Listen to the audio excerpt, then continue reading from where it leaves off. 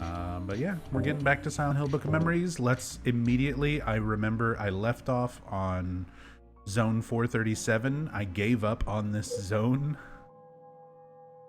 I died to a Rorschach running in and killing me while I was shopping at Howard's. So fuck that zone and whatever progress I had in it.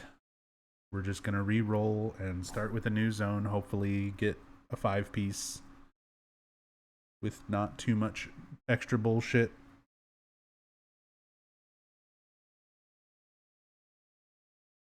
But you know, at this point, there's always extra bullshit. There is no bullshitless zones. Sasam, thank you so much for the 6 months. Really appreciate the Prime sub. Thank you. Hope you're doing well tonight. That's 24 Mondays. A lot of Mondays. That's about half the amount of Mondays that I think we've done so far. I've completely lost track. I know it's at least 40. It's like 40 something.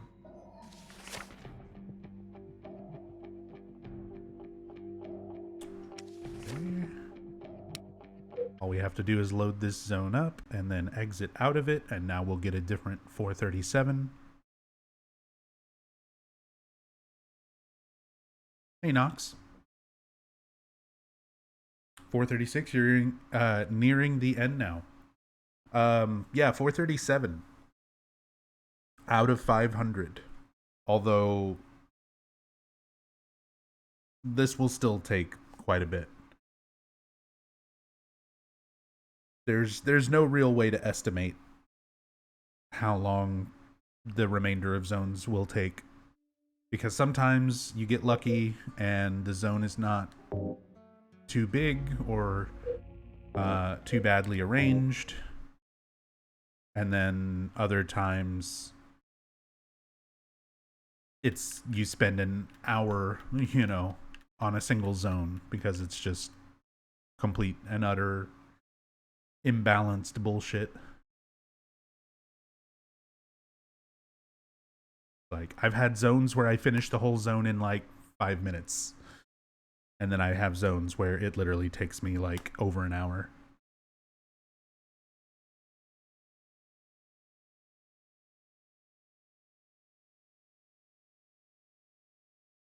Are you going to celebrate when you don't have to play this anymore?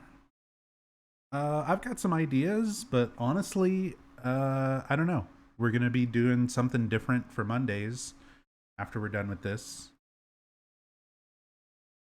And I've already got plans for what I'm going to do when I specifically get to zone 500 and finish this. Spoilers, I'm going to smash it into pieces.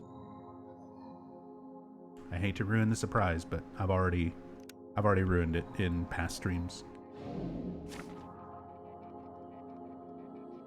How to celebrate not playing Book of Memories? Don't play Book of Memories. Yeah, that's the one. That's pretty much it. That's the real celebration, is that I won't have to play this game anymore. The battle between blood and light ends here with you. Remove steel. So we're going to be forced into certain rooms to kill steel enemies. It's a 5-piece dungeon, so it's a small dungeon, but also my shit's about to break. I'm about to break. I have no medkits. I have no wrenches. So we're really at the mercy of the zone right now. Let's see if we can find Howard. We've got 2 orbs right away, so at least there's that. But we really need to find Howard's shop and repair stuff before we can do anything else. He might be right here.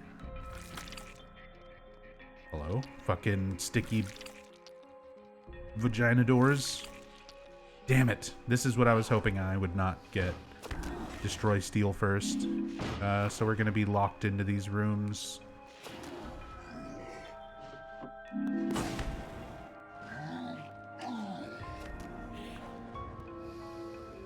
Was that a butcher? That was a butcher. So he needs to die. I don't care about doing the challenge, but we need to kill the butcher since he's the most dangerous enemy in here.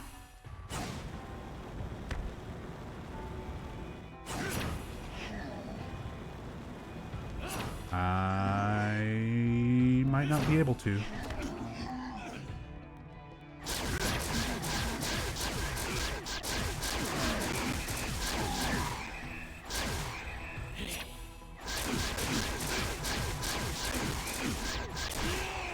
Good. There we go. That at least gets the dangerous creature out of the room and fails the mission so we can leave.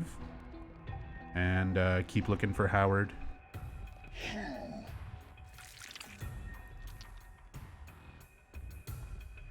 Is Zone 500 an arbitrary milestone? No, the game actually ends at the 500th zone. It doesn't just go on indefinitely. I used to think it did, but then after doing more research, this was years ago at this point, a couple years ago, when I kind of first started doing the Book of Mondays thing. I started looking into it more, and it does have an end. It ends at 500.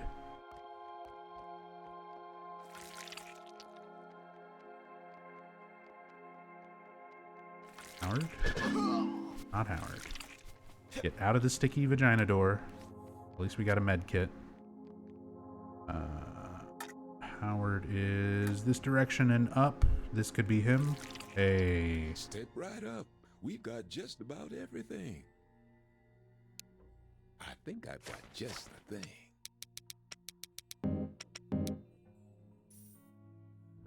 Now don't you waste that. Good luck out there. Need to fix all my shit. Here we go. I think we're good. Cutting straight to business, I see. Extra gear burning a hole in your pocket. I might have. Yeah, I've got a couple artifacts to sell. Holy candle. You can see its stripes because you know it's clean. I have so many fucking kidney stones. Pleasure. Until next time. And I mean in the game, by the way. Hopefully not in real life.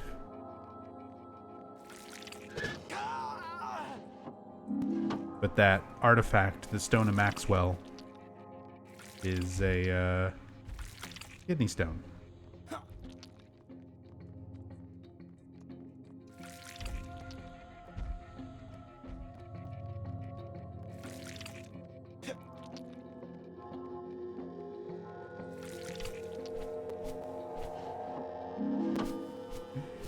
Another wrench. There's a fucking Rorschach around. Good shit.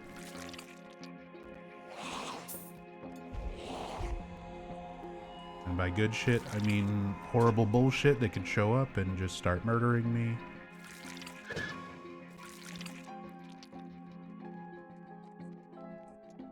Plays Book of Mondays so we don't have to. That's kind of the idea. Also, I'm just a Silent Hill completionist. Even the games that I don't particularly like,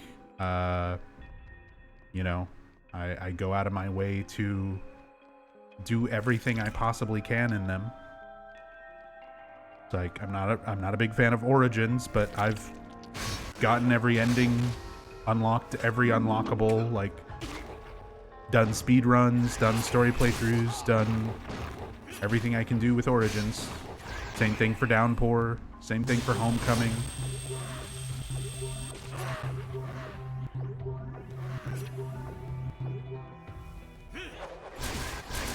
So, Book of Memories is no exception. Plus, I get to be the first person to ever actually stream and record all 500 zones being completed. there's gameplay footage and all sorts of other stuff out there for Book of Memories. But when it comes to like seeing all 500 zones, there's no like other video or anything else out there. There's one video where somebody quote unquote shows off zone 500, and it's not a real video.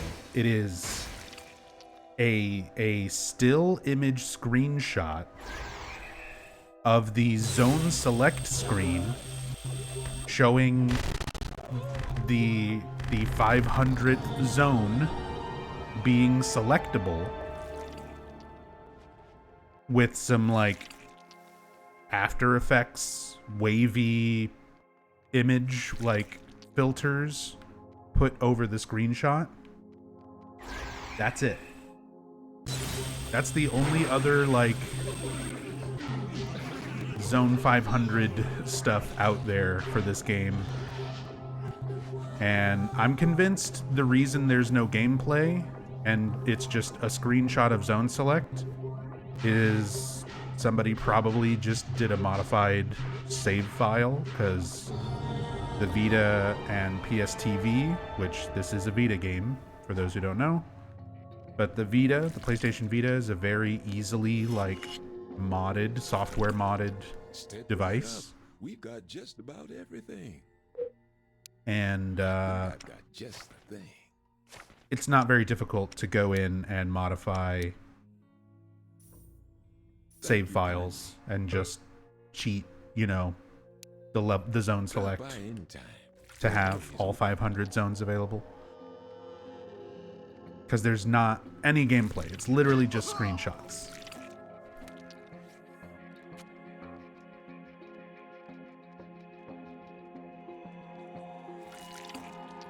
So, once I'm done with this, we will have all 500 archived and shown for the world to see.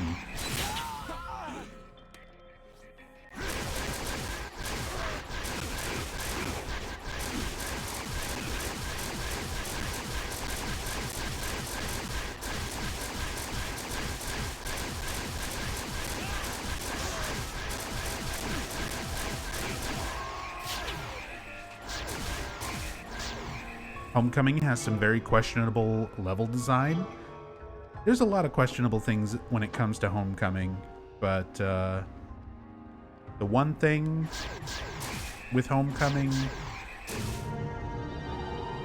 it's a super good speed game. It's a really good speed run.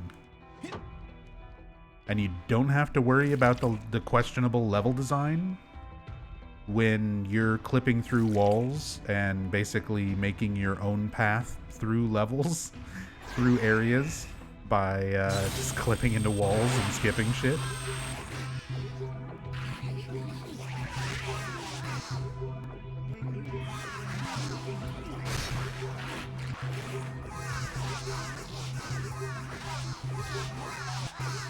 %, you get to 500 this year.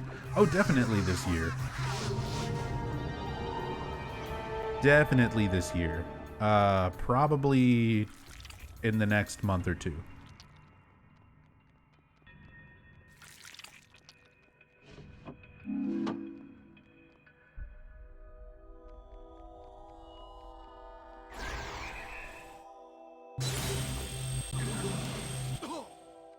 No one else has done it legit. I mean, it's very possible that there's other people out there who have played this game all the way to Zone 500 legitimately, but nobody who did what I'm doing, like recorded and streamed, you know, all of it. Hey, Shan. Things going okay? What? Yeah, why? You just haven't seemed like yourself lately. I'm your big brother.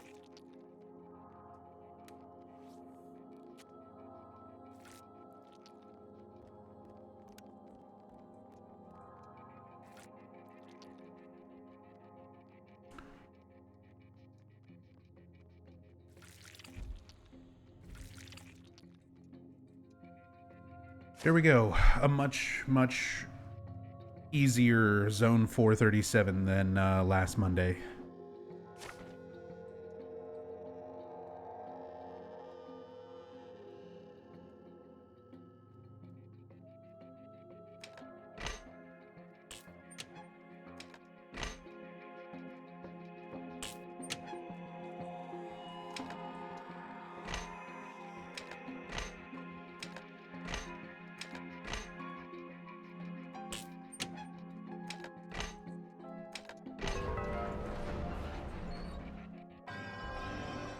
Next zone. 438, baby.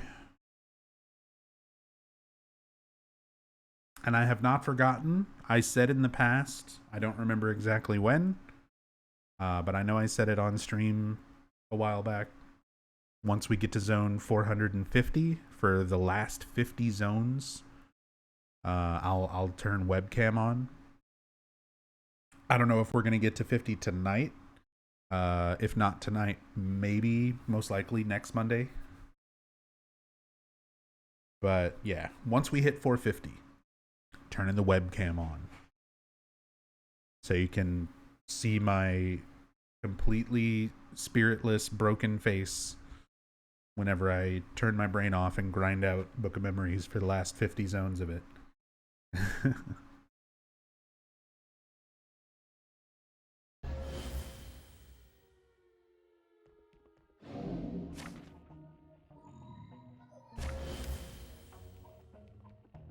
Okay, we got a 6-piece. We're gonna have abominations, meaning we're gonna have several different modifiers on the enemies. So they're gonna be, you know, bloated and corrosive, or, you know, whatever.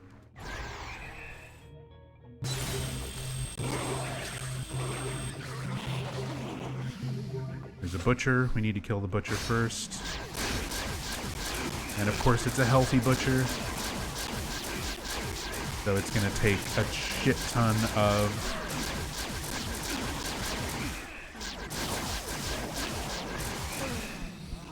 yeah. Well, this is gonna be a pain in the ass. Healthy is one of the worst conditions that we can get on an enemy. In fact, if we're getting one healthy already, I'm just gonna re-roll the zone. I'm just gonna re-roll that. Because healthy means it has way more health than it normally would, and it's constantly regenerating health. So you slap that effect onto a one-hit kill monster with a lot of HP already, like your butchers, your bogeymen, your pyramid heads. They basically eat through your weapon durability. Like I could sit there and burn through all 4 wrenches trying to kill one butcher or one bogeyman. And then immediately just go into the next room and not have the supplies to kill the next inevitable healthy boss enemy that they throw at me. So we're gonna, because of the Valtiel challenge we got there, listing things as abominations, and because that first butcher has healthy, that's basically an indicator to me that this is going to be a completely, you know, bullshit zone. There's no reason to sink the time into trying to do it. I'd rather sit through the loading times to re-roll it.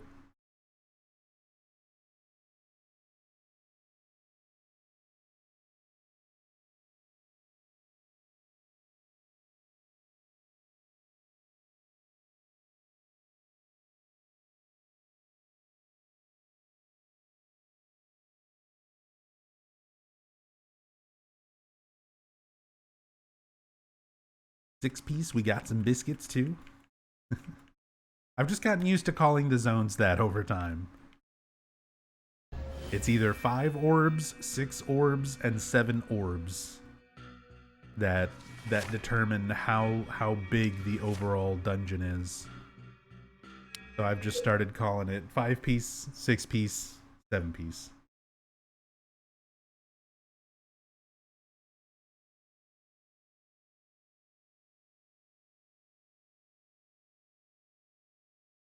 I'm gonna say something. I've probably talked about it on stream at some point over the last 12 years that I've been on Twitch. But here's everybody about to unsub, unfollow. I am not a fan of fried chicken and don't eat it very often. And let me clarify, because already I know a lot of people are like, what the fuck? I don't like meat on the bone. Anything, like when I'm eating, I just want food. I want what's in front of me to be edible without like extra work. Like I love lobster. I don't want to fucking get it out of the shell. I love fried chicken. I don't want to fucking have a bone in the middle of it. Boneless. Yeah, that's why I do boneless pizza. Boneless pizza. We only do boneless. But a T-bone? Yeah, I'm not big on steak.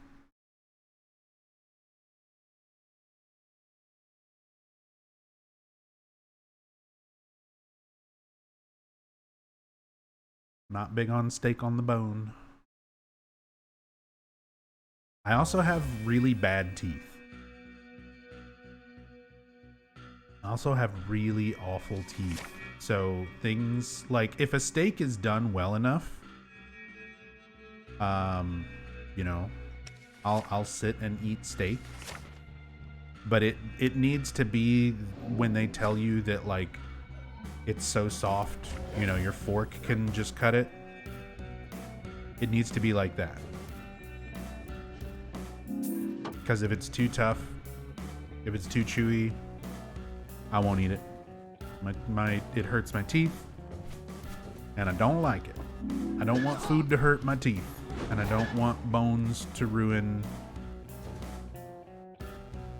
what I'm trying to sit and eat.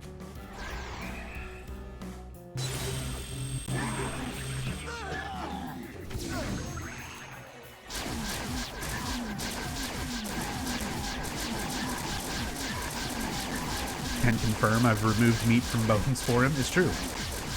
Like ribs. Rachel's made barbecued ribs and stuff for me. But I don't want the bone. Just pull the rib meat off, put it on a plate. I'll eat it all day. But you give me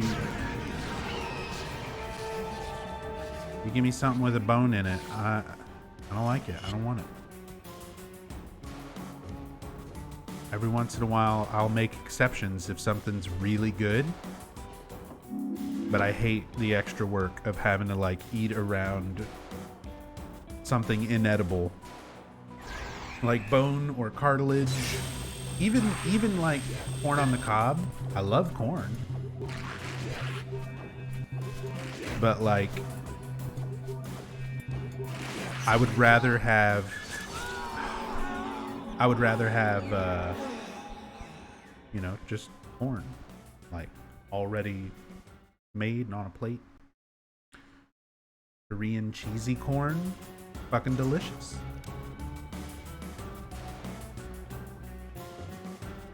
But I don't want to sit and have to gnaw it off of a fucking inedible cob.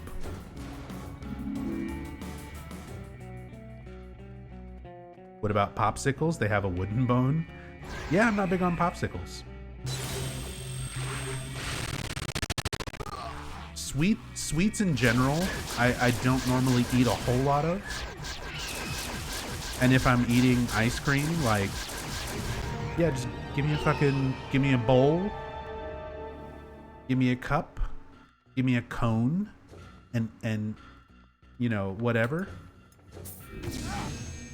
But I don't need a fucking stick in the middle of it. Nub is not a fan of the bone. You heard it here first. Yeah, I'm sorry. Sorry, but it's true. You ate the fuck out of those nuts, though? I'm gonna love my nuts. Dude, they were so good. We had, it was white chocolate covered. Were they cashews? What were they? It wasn't cashews. Were they just almonds? They were like giant almonds. It wasn't almonds. Pecans. I don't know why my brain's not working. Pecans. Someone was triggered by how I said pecan. And then someone's triggered by pecan. Equally as much. But yeah, there was like cinnamon sugar coated ones and white chocolate coated ones. I made myself sick eating them. Like, I ate a whole fucking bunch of them. And I literally like told Rachel, like, put these away from me or I'm gonna sit and eat all of them. And then later that night, Rachel went to bed, and you know what? I went and got the nuts and I fucking ate the rest of them.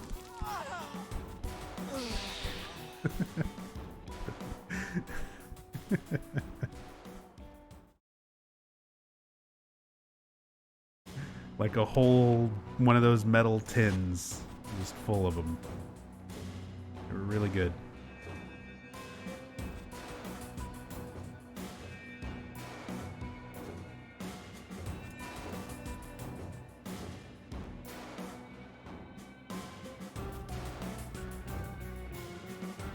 I know why your brain isn't working. Look at what you're playing. I know, Ducky. I know.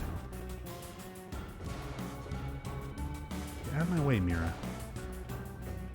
Oh, fucking bogeyman.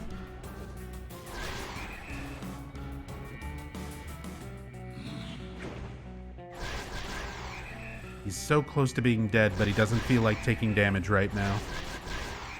Because that's a very fair and balanced power for an enemy to be able to just decide to not take damage for as long as they want.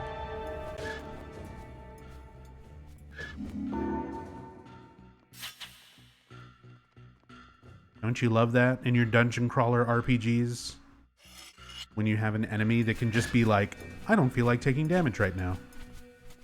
And it's not an ability that has like a cooldown or like a specific amount of time that it can happen. He can just do it. And then as soon as he stops doing it, he can immediately do it again. That's cool, right?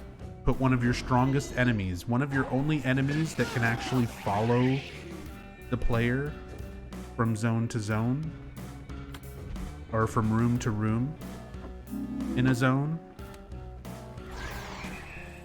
and give him the ability to just not care about damage for as long as he wants.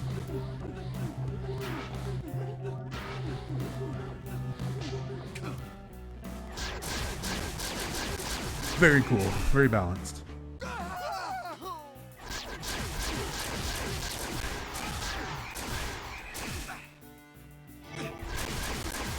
This room's gonna be awful because Pyramid Head can just keep spawning things in, so we need to just focus him down. There we go.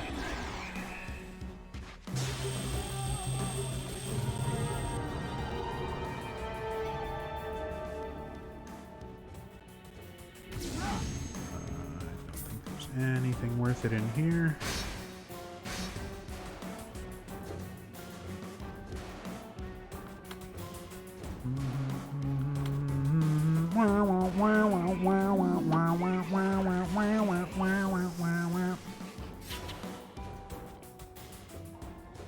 So what can I do for you?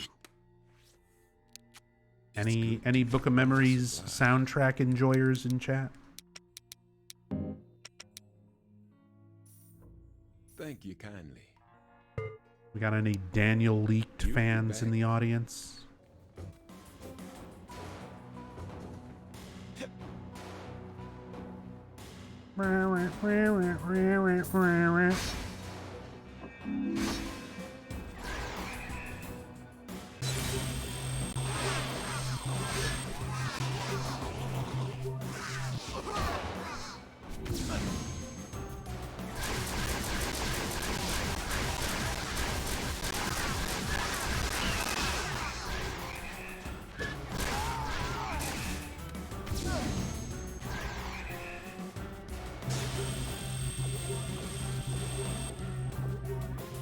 if this doesn't end at 500, I wonder if anybody would go further. I mean, it does end at 500. I'm 99% sure.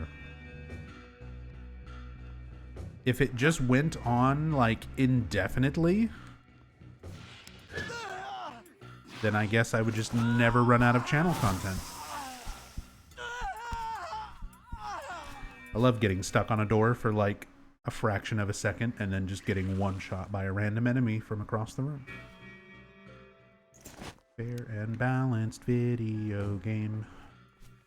My face, Mira. I'm getting hit because the stupid dog that I'm supposed to be escorting is blocking doorways.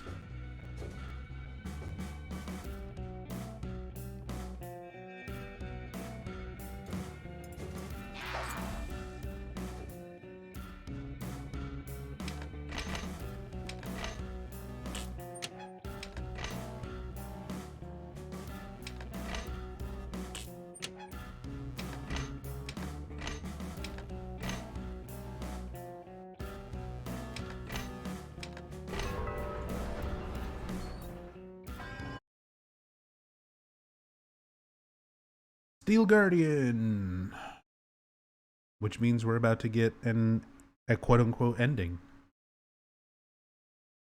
Because technically, if you're just looking to see an ending to the story and credits, you only have to play 21 zones. But the game just procedurally generates zone after zone after you finish, all the way up to 500. But every time you defeat a Steel Guardian is typically the last boss that you would fight. Anytime you fight one of these, the game just treats it as a final boss. So you get an ending.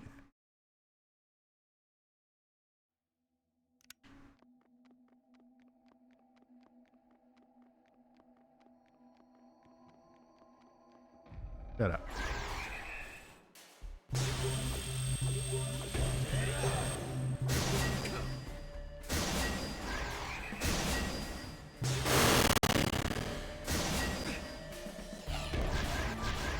Will we ever see the full zone display art? I mean, we're gonna see the background of it. Like, once we get that far. Once we get to 500, we'll be able to look at it in the zone select. But we're not going to see... Oh, the audio is breaking. For anybody who's new here, the audio in this game is broken as fuck. And it gets extra broken when I use the eye lasers. Basically, a glitch can happen where my eye lasers are hitting way more times per second than they're supposed to. So the damage sounds, the hit sounds just overlap, and it breaks the audio even more than the audio is already typically broken. But that is not you. That is not the stream. That is just this game having terrible audio. I wish I'd realized sooner how much of a curse this book really was. But there's no way to view the zone display art, like the level select art, by itself. Evil to risk anyone else finding it. I actually the answer was to destroy it. Something I mentioned that I'm grinding through this game on Twitter a bunch of times, and I tagged Tom Hewlett and Adam Tierney to let them know, like, you know, what I'm doing. And since Tom Hewlett had actually mentioned, he replied and mentioned the zone select art. He's like, you got to see what's on the zone select art, all the way at the bottom. The third time really was. And since he brought it up, I was like, hey, is there any way to view that without like all the user interface stuff on top of it? And he basically was like, yeah, go in a time machine and go back to 2012 and ask Adam Tierney for it. So basically, no. I'm finally free again. I couldn't be happier.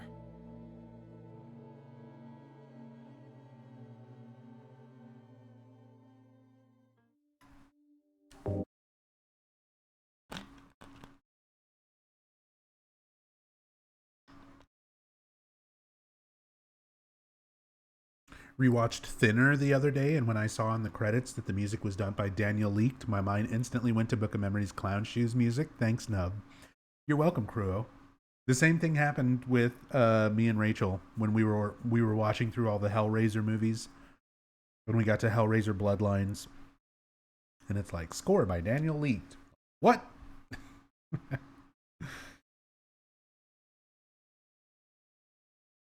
I like a lot of Daniel Leak's music. In most of the other things that he does, I don't like the majority of his work in the 2 Silent Hill games that he worked on, though.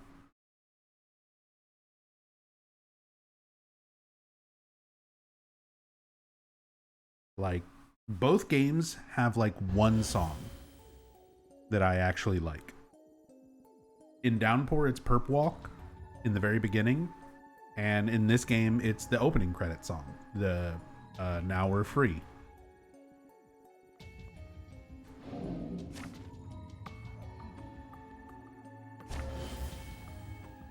No Love Psalm? That's not Daniel Leaked. That's Akira Yamaoka.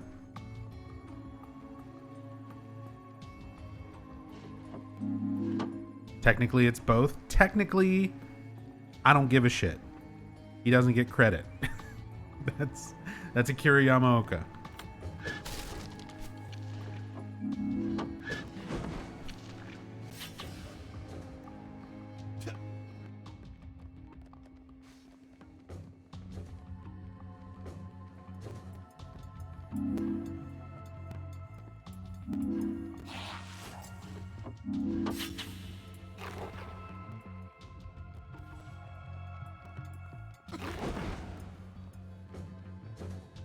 Okay, we got a 6-piece. Ah, I'm on fire. Damn you, burning nurse, for standing right next to a door. Ah, damn you, burning ghost, for standing right in my way. Fucking charred-ridden.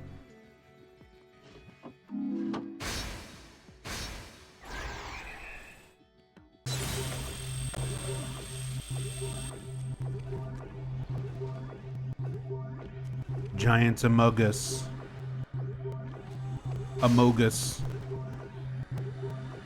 Fucking healthy. See, even just a regular enemy like a nurse. You see how long healthy makes them live? The healthy effect in this game is so busted. I'm dead. I'm dead. I'm dead. I can't survive hand lasers anymore. I used to be able to like block and dodge, and I wouldn't take enough damage for it to kill me. Now that we're in this high of a level of zones and enemies do not scale to your player character, they scale to the zone. At this point, like, there's no surviving that.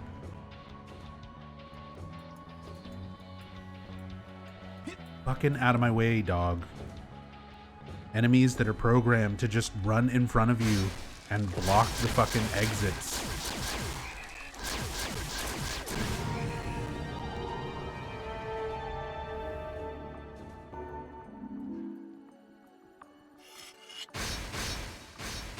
Look at these bear traps fucking everywhere, directly in front of the door. Oh my god. I'm replaying Silent Hill 4 for the first time in a while with my Discord friends. What's your top 5 ghosts to stake with the swords? Top 5 ghosts to use Swords of Obedience on in Silent Hill 4. Feel like I'm David Letterman. Top 5 ghosts to pin with Swords of Obedience. Number 5. The ghost at the top of Building World, who's already got a Sword of Obedience in him. Even though you're technically not pinning him, he's already pre-pinned. It's worth just leaving that sword in him and having one less ghost, because by the time you get to return to Building World, there are so many ghosts that you're dealing with. Having one less helps immensely.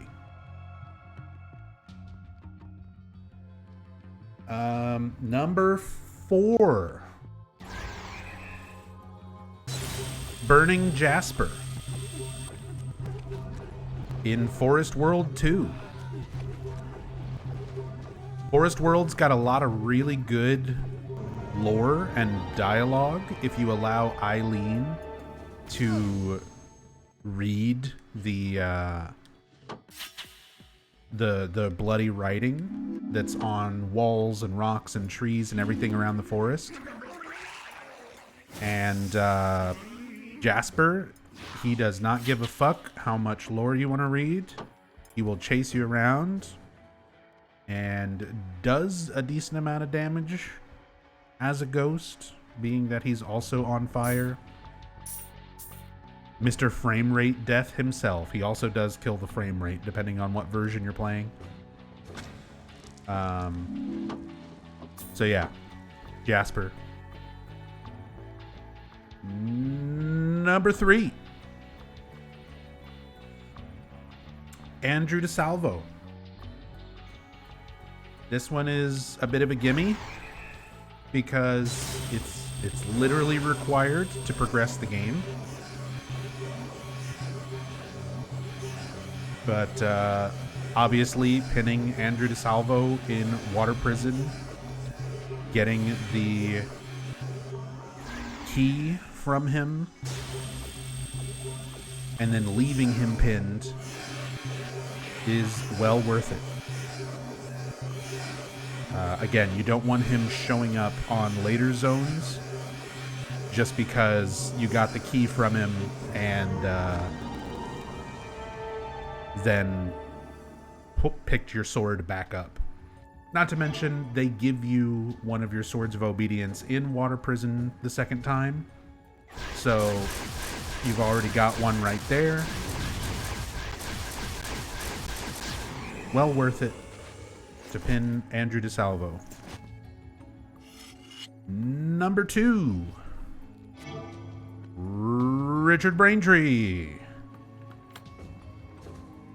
Richard on Building World 2 can be a huge pain in the ass since he can teleport around. He can literally teleport in front of you, hit you, teleport behind you, hit you again, and the whole time you're taking the extra damage from him just being a ghost and near you.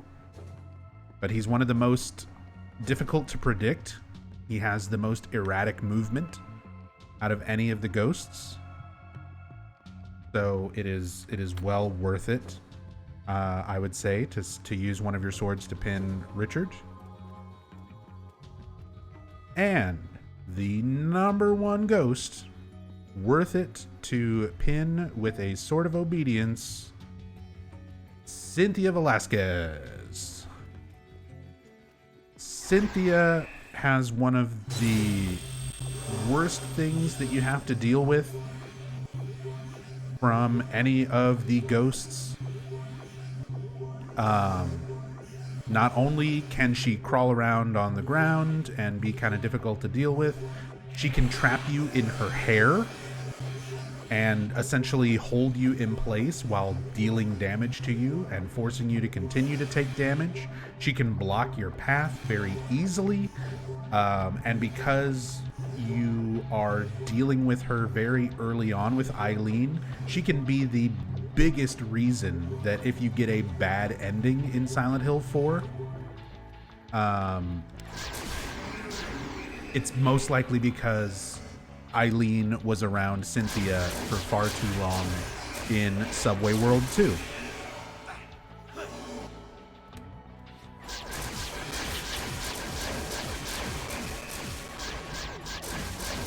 So, there you go. That's Nub Zombie's top 5 ghosts that you should pin with a Sword of Obedience in Silent Hill 4.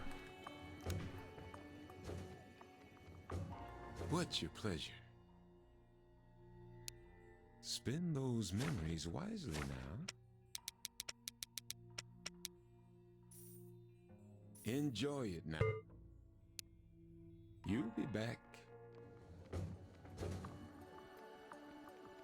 Featherfall Cape saving my ass on a mountain? Hell yeah. That's what I like to see. New stuff in Valheim paying off.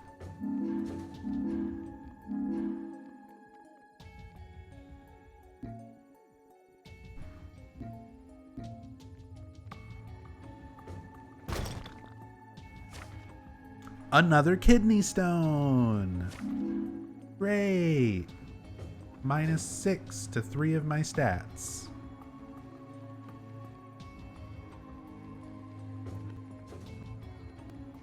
You know what's funny is I could equip a Stone of Maxwell into every single one of my ability slots, and it would not make any visible difference. Like, you would think, oh, you could make this even more challenging. Like, you think this game is bullshit already? Why not equip all of the Stones of Maxwell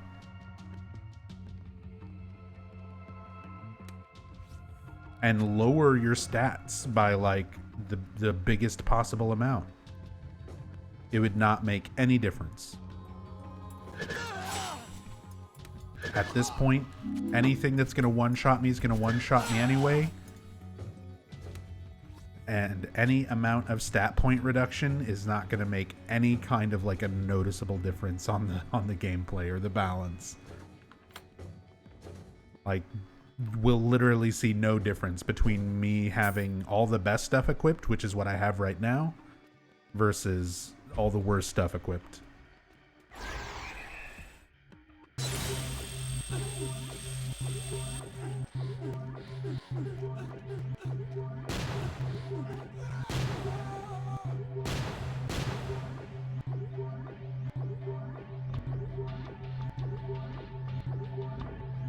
Wolf Patrol and Fenrig after me. I just leapt and floated safely down.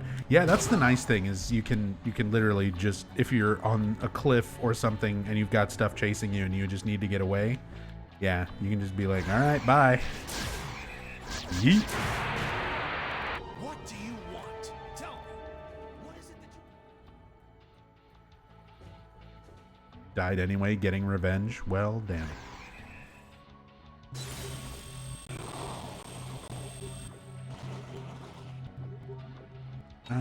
Oh, disarming enemies. Great. I'm gonna constantly have to pick my shit back up off the ground with horrible controls.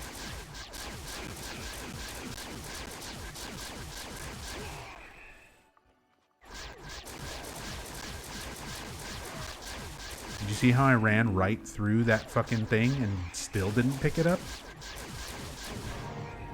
I mean, it's just ammo, so it's not the most important thing in the world, but it could have very easily been health or a wrench or a weapon.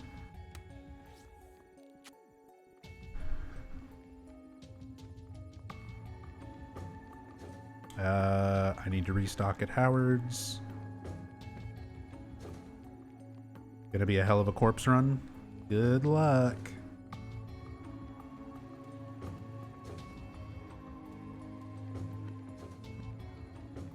Feel free to have a look around. At least we have a lot of backup stuff now, but Just the thing.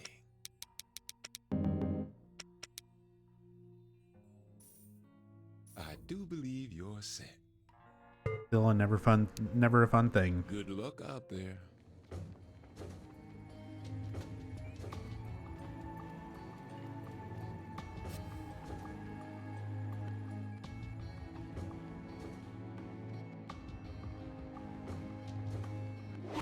I have to kill this fucking Rorschach.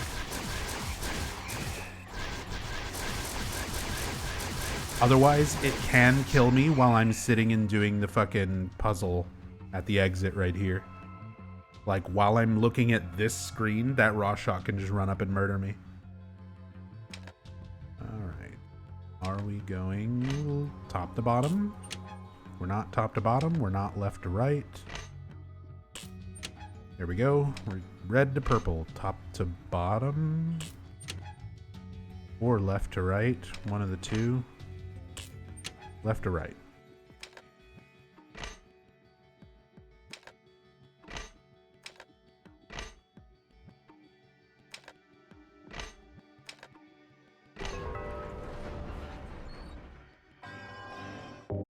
Next zone.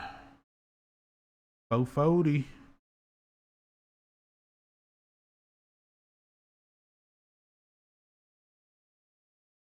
Zone 440.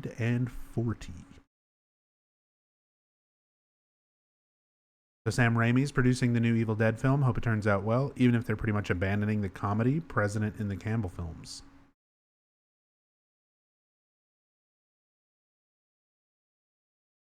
Are they though? I mean, I've seen the trailers, and it definitely doesn't have like the same element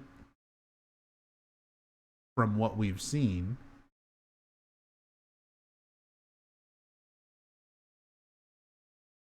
But I don't know. I try not to judge too much based on trailers. You know how many times I fucking thought of a movie either positively or negatively because of something in a trailer, and then you go and you see the movie and that scene is not even in the fucking movie?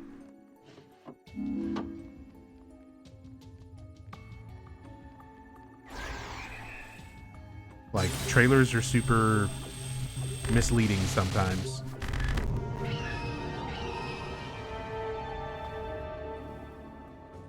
Damn.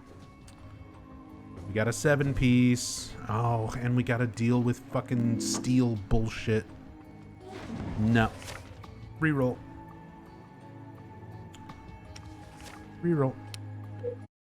Not doing it. Not doing that tonight.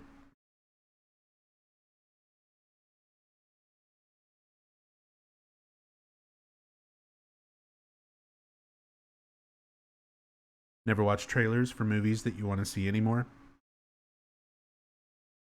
Yeah. I mean, I still do. If something seems interesting enough to me, I will still watch trailers. But I try not to let a trailer completely make me like have a snap judgment about a movie.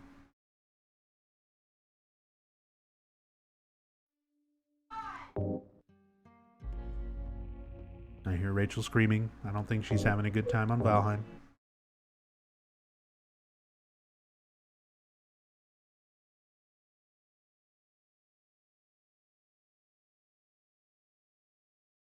You heard it.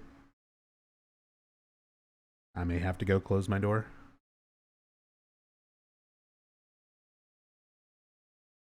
Yeah, I'm gonna go close my door. Back in a second.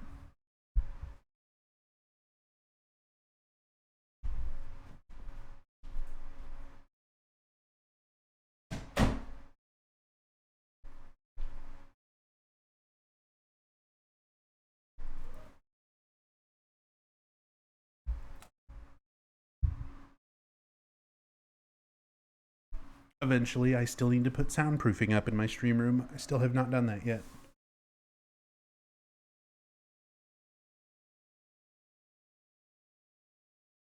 Rachel's got some of the loudest gamer rage screams I've ever heard. Alright, let's see if we get a better zone here.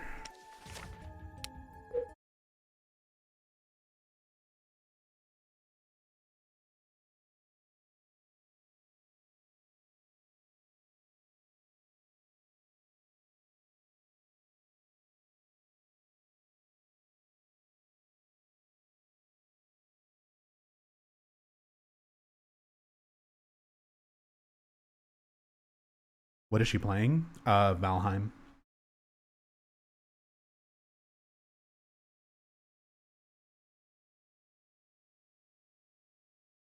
We have a private Valheim server that we've been grinding away at for quite a while now.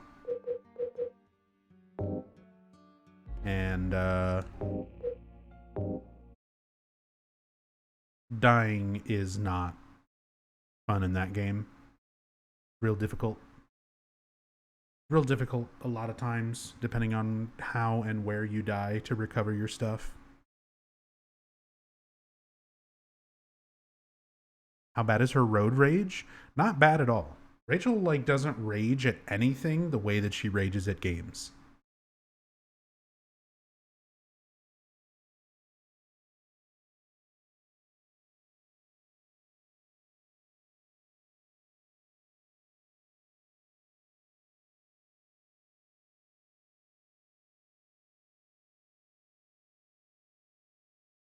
I don't know. Very few things get me to that point.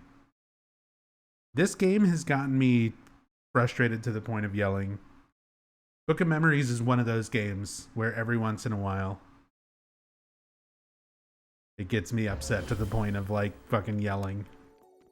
Oh, we got another 7-piece on the reroll. All right, whatever. Let's see if it's a better one than before.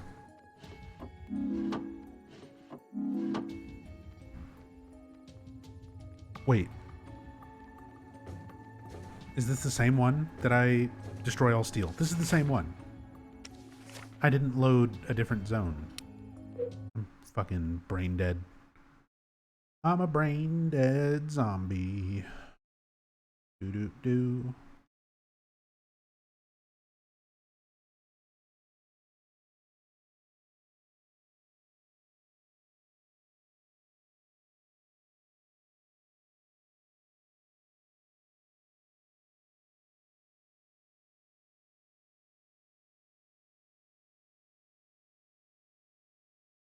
There's a lawsuit happening right now about movie trailers showing stuff that isn't in the movie. Huh.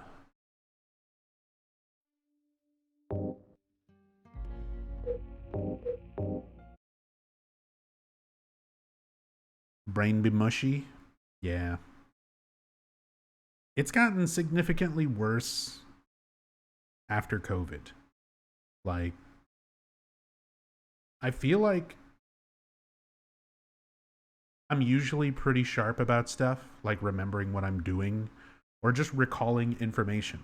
Like the majority of the time when I do Silent Hill story playthroughs and stuff like that, a lot of the information and things that I talk about, like very little of it I actually have to pull up and like read from notes.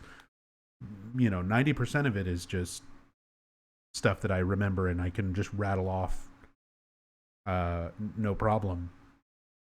But ever since recovering, like catching and then recovering from COVID, and just generally, getting older as well. I'll be 35 in 2 more days. Brain working is hard. Brain no work good.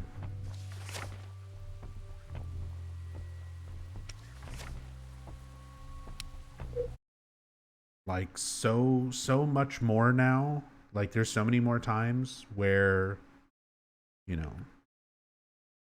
I think something to myself and then I get up and I walk into a room and I'm like, why am I in this room? What am I doing? What was I getting? What was I going to do? And I never used to be like that. I never used to really do that kind of stuff.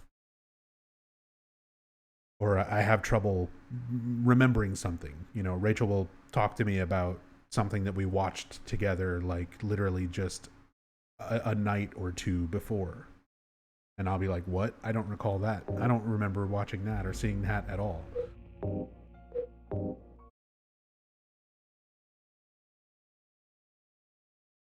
So it's weird.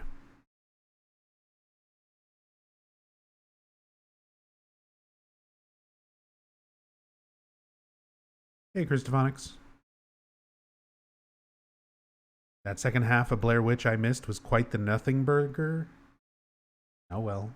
Yeah, by the way, the Blair Witch playthroughs, for anybody who didn't see it, or if you want to rewatch it or anything like that, is up on YouTube. !YT, if you're not already following my YouTube channel. But yeah, the first playthrough of Blair Witch is up. Spoilers, I didn't like it. Who would have thought? Nub playing a horror game that's not Silent Hill and not liking it? Can you imagine? Stop giving me 7-piece zones.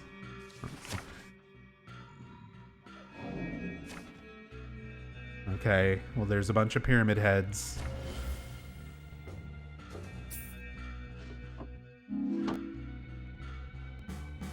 Did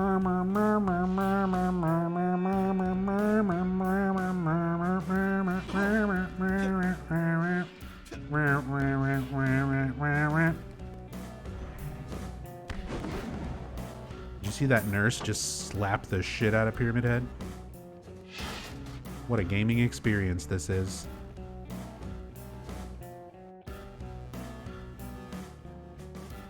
Hey, Jake. Congrats. Glad you got the job. I know you were worried about that before. Glad it worked out. Hopefully it's a good job. Treat you well. Pay you what you're worth. All that good stuff.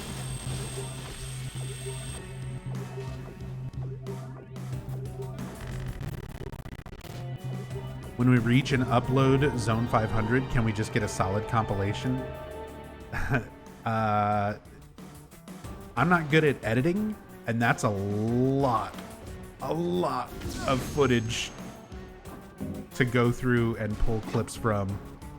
So as funny as it would be, I don't think I could pull that off. I would probably have to hire an editor and pay them a lot to sit and go through like hundreds of hours of Book of Memories footage and pull up every time I make fun of the soundtrack.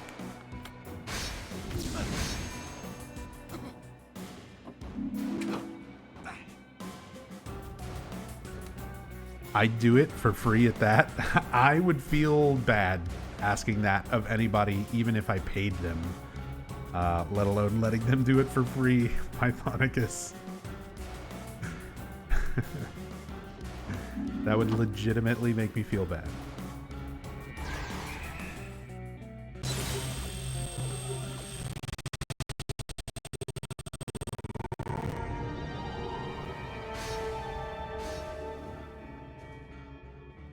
Alright, I need to go. Let's do the south pathway over here first. I think that's against the Geneva Convention.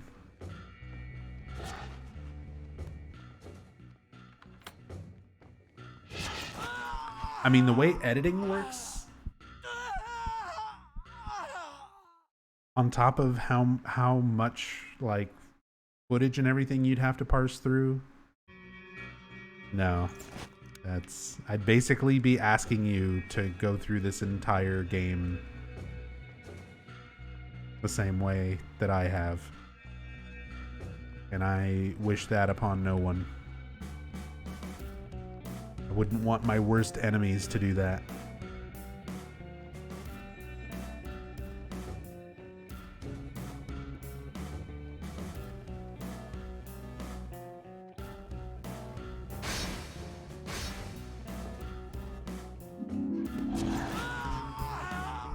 Oh my god, this is gonna be impossible.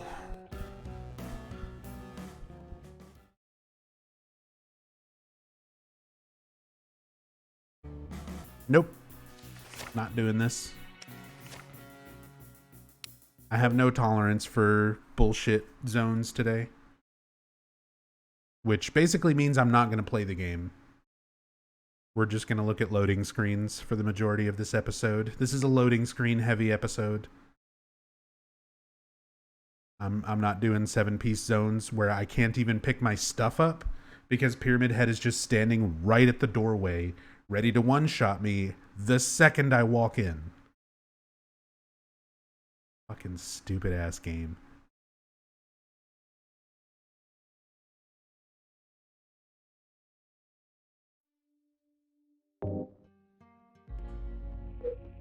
Let's see how many times we can re-roll 440 before it stops giving us unbeatable 7-piece zones.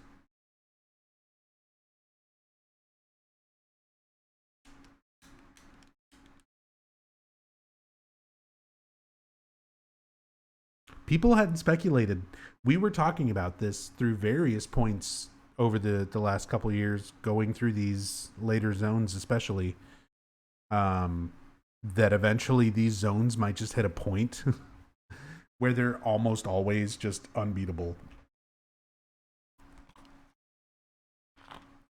And we may be absolutely nearing that point.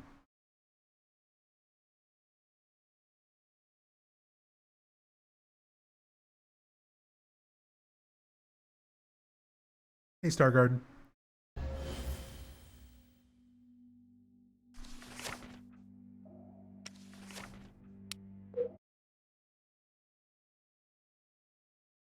You just got to build the AI script for it. Yeah, I don't know how to do that either.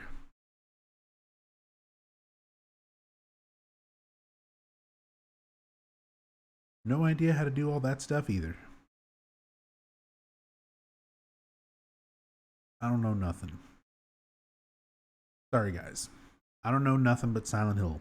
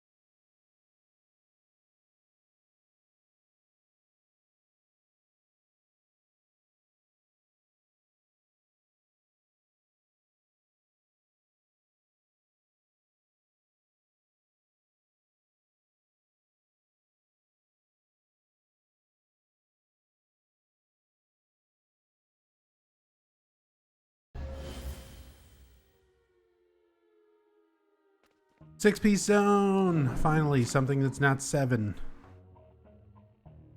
Those who hold power grow stronger. Resilient killers? Oh, resilient how?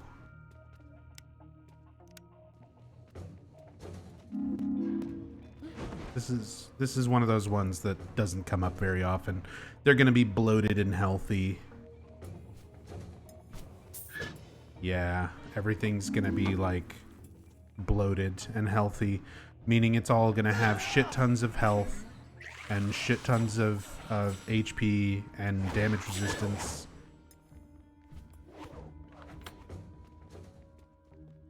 Already got a raw shock in there, swinging at shit.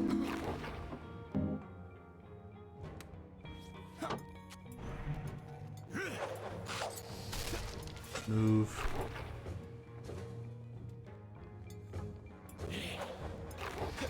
Oh my god, move! And I'm dead. And everything is healthy anyway, so...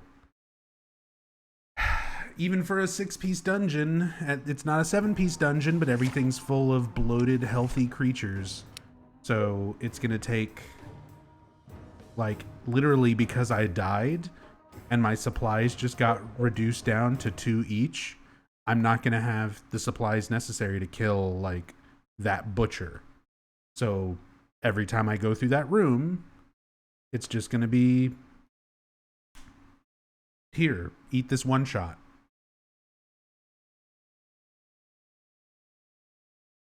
Fair and balanced.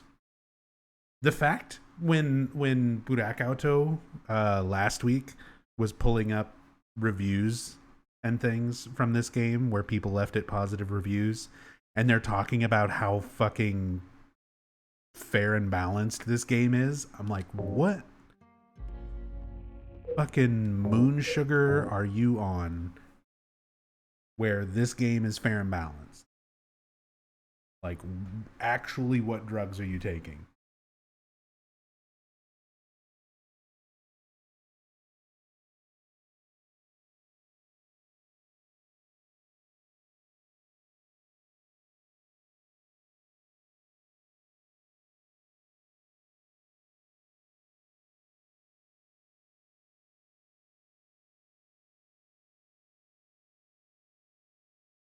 The spice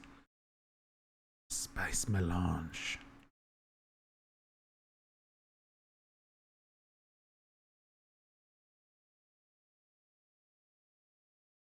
Hey, what's up, Keith? Happy to finally make it to a Nub Zombie stream. Woo! Welcome to the channel. Welcome to the live streams. I'm sorry that it's Book of Memories. I'm always sorry for anybody who finds my channel when this is what's being played.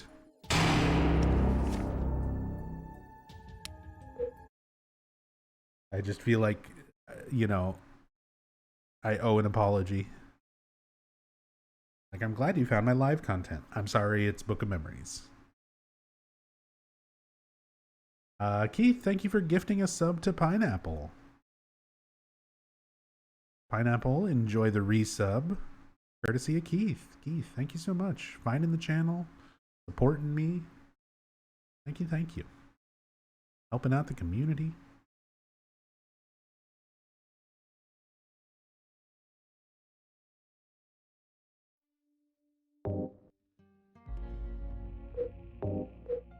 All right, Zone 440. What do you got for me this time?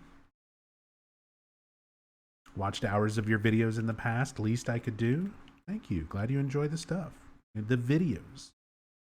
The content. I kind of hate that word, but you know. Glad you like what I do. You know, the Silent Hill story playthrough archive on Twitch, I don't have all of it up on YouTube yet. There's still a bunch of things that I need to get exported over. Some of it just needs to be edited down for YouTube length and stuff, but it's over 500 hours. It's officially over 500 hours long. And if you want to see the full 500-hour playlist that's archived here on Twitch, you can do !VODs, VODS, or VOD, VOD, in chat for a link to the collections page. But, yeah. A lot of Silent Hill content over the years. That's just story playthroughs. That's not even counting Book of Mondays. That's not counting speed runs and challenge runs and all sorts of other stuff. That's specifically just story playthroughs.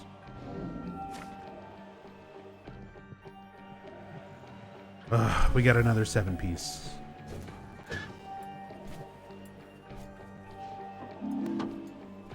Zone 440 just refuses to be anything other than bullshit.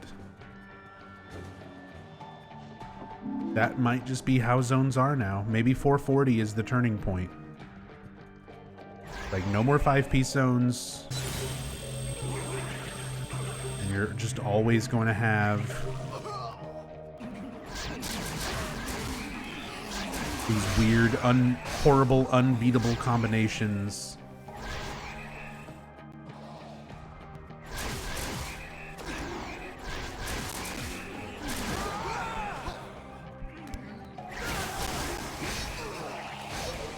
Like, look at this shit, dude.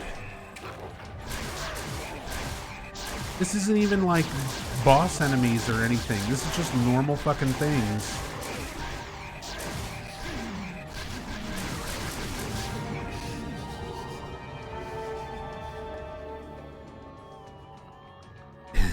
An 8-piece zone. I would lose my shit if you get this far in and then they start introducing 8 orbs. Like something higher than 7.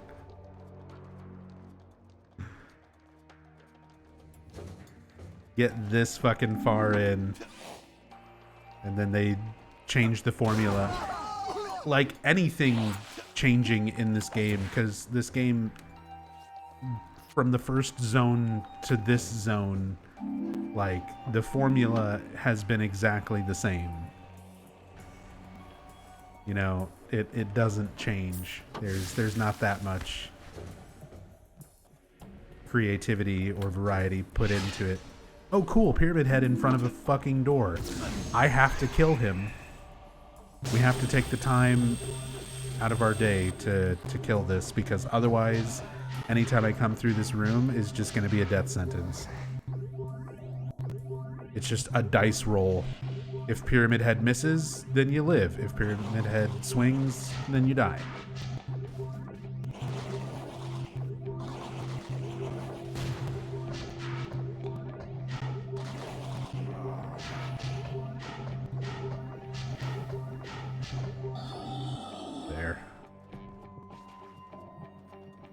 Oh, that almost one-shot me. That attack's a one-shot kill from Schisms. And of course, Schisms are programmed to just stand in front of doors. They're not aggressive towards you. They literally just go and walk towards an exit from the room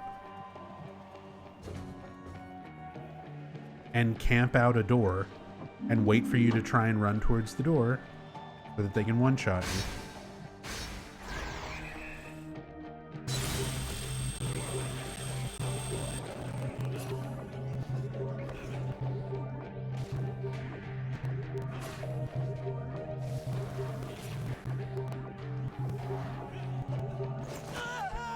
Oh, cool. There's an invisible butcher. Just throwing one-shot cleavers across the room. Is there like 500 levels in this game, or am I being generous? There are 500 levels in this game. That is... You did not mishear me or misunderstand.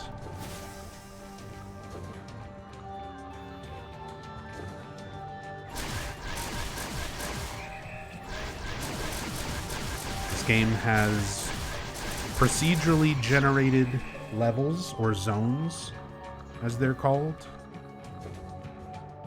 The story of this game ends after 21 zones, but it just keeps procedurally generating them all the way up to 500.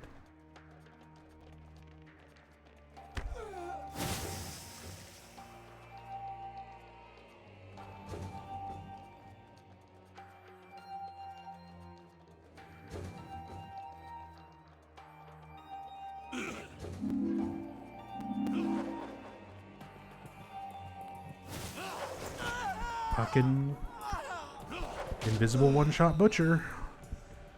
All right.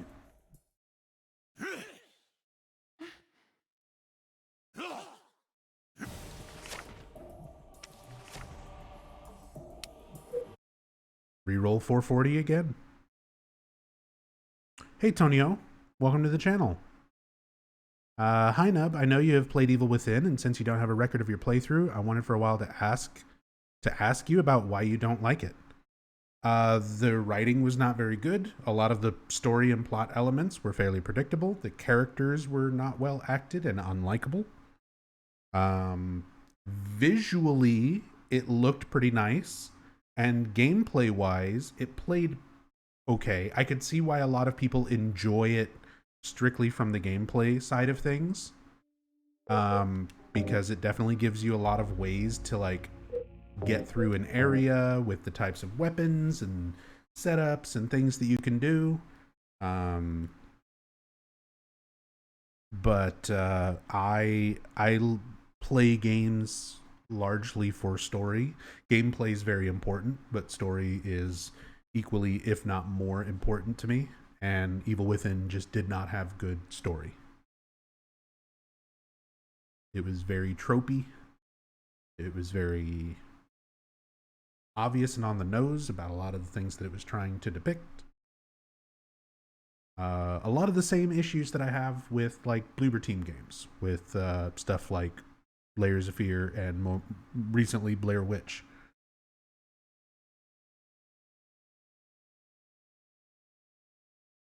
But yeah, sadly, the Evil Within playthrough, it was archived, but a long time ago, several years ago, Twitch had a bunch of issues with its video archiving servers and stuff, where a lot of streamers lost random highlights and past broadcasts and things like that. And the Evil Within was one of those things on my channel that just disappeared.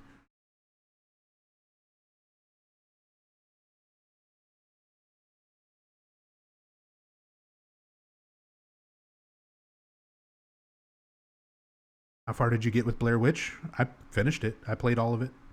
Full playthroughs up on YouTube. And here on Twitch.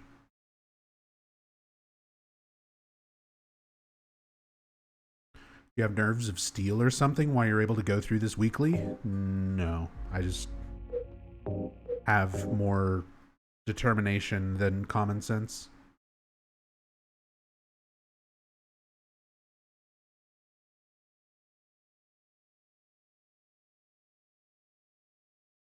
The common sense side of my brain is basically just like, I don't like this thing, so I should stop doing it. The determination side of my brain is like, but you're the Silent Hill guy. You're the Silent Hill fan who knows everything. How can you say that you're, a Silent Hill, fan, super fan, who's completed everything if you haven't even done all 500 zones of Book of Memories?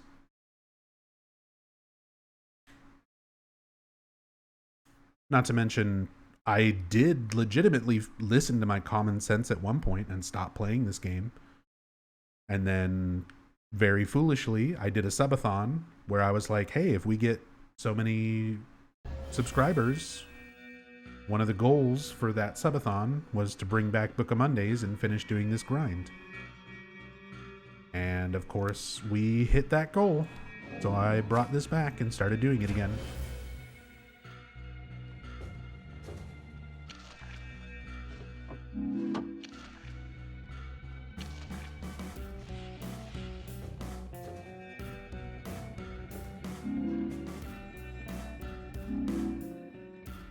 So yeah, it's not nerves of steel or anything like that.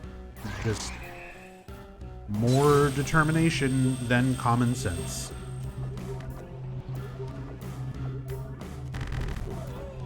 Fortunately, Book of Memories is paired with gaming with friends on Monday to balance out the suck. True, it wasn't always that way. But that has helped immensely. Reducing the amount of time that I stream this game. So I only really stream it usually like 2 to 4 hours most Mondays.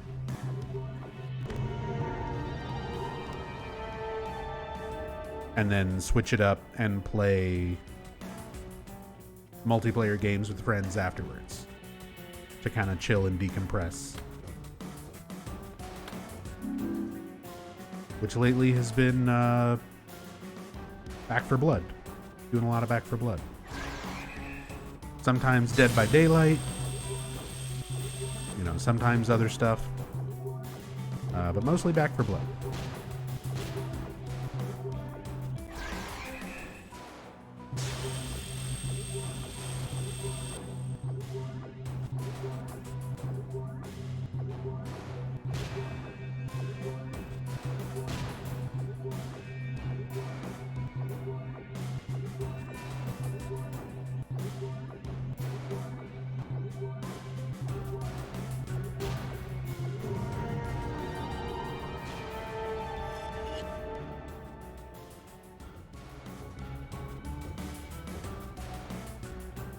Got a 6-piece. I'm playing on the right thing, right? Yeah, 440. Go for 440. So far, we got a 6-piece. We got a Valtiel mission that's not making unbeatable combinations of enemies. No more gamer rage. I logged off. Probably for the better. Probably for the better, Rachel.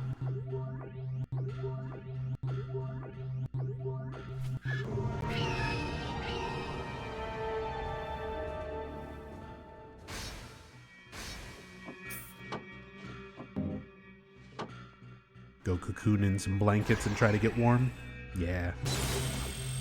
It's weird, like, we had all that cold weather, and then we had, like, 2 days, maybe 3, where it's like, oh damn, it's warm again. And now we're right back to cold. Like right now it's in the 40s. It's 42 degrees right now.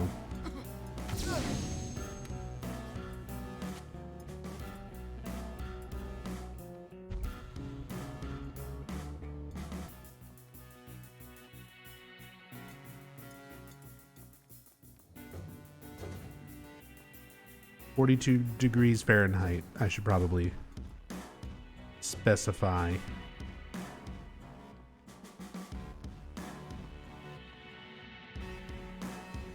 For all of my friends watching in Celsius land.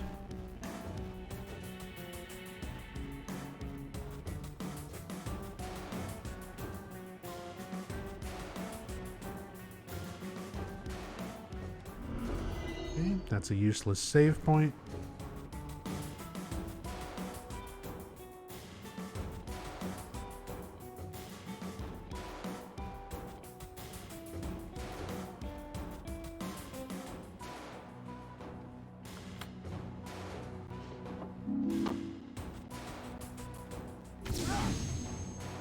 I'm just gonna freeze it. I have a feeling there's something.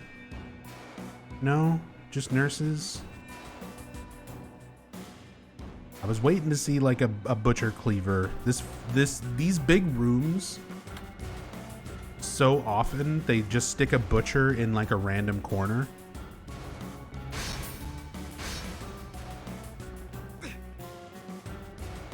So that you can just, by the time you walk into the room is too big for you to see him on the screen.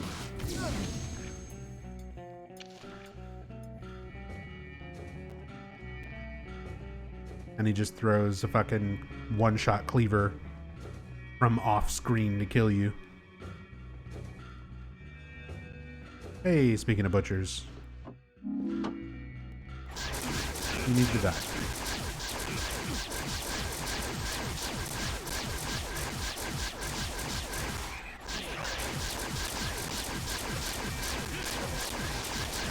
I don't know what he's throwing the cleavers at over there. One of the gray children. But it wasn't me. If he had decided to throw it at me, I would have been dead. Okay.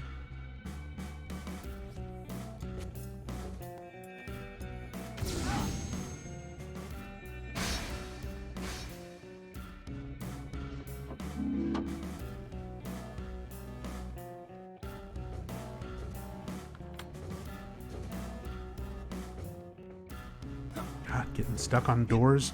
Fucking Rorschach just spawned in.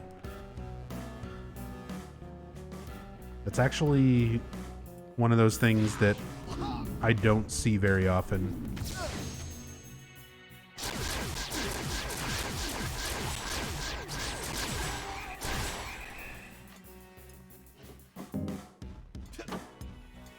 Don't really get the opportunity to see the Rorschachs just spawn in. Hello? Did you fuck off?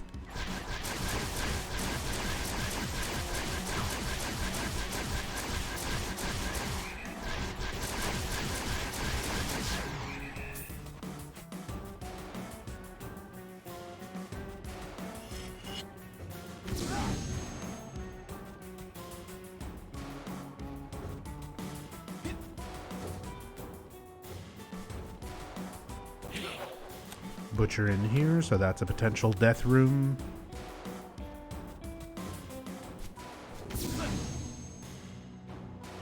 Fucking nothing in these rooms. Useless dead ends.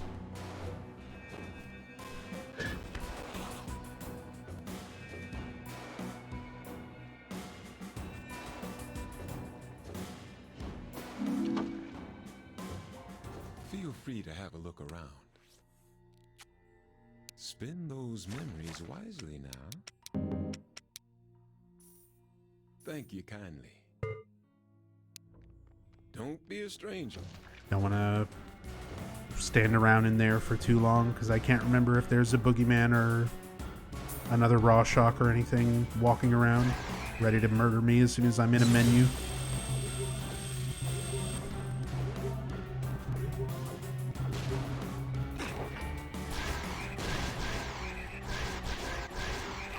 Of course.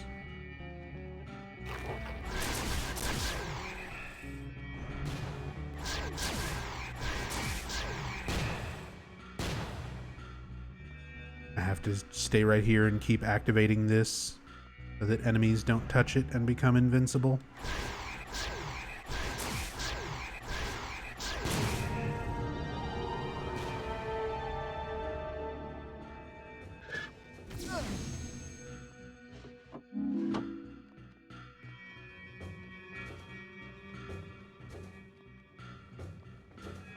Our last orb.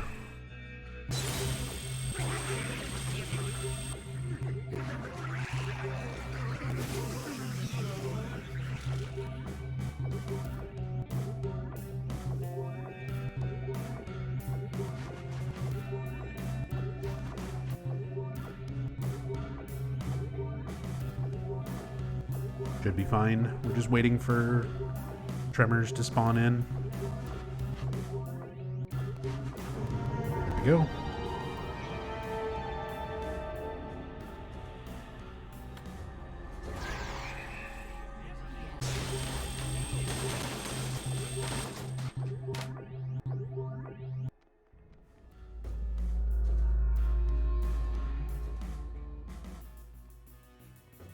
Now I just got to go all the way around back to the exit.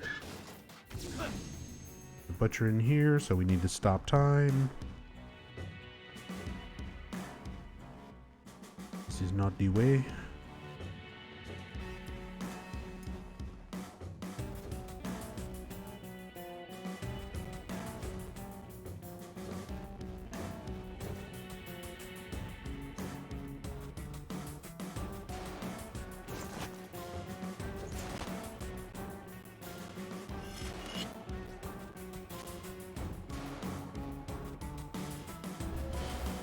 Shovel.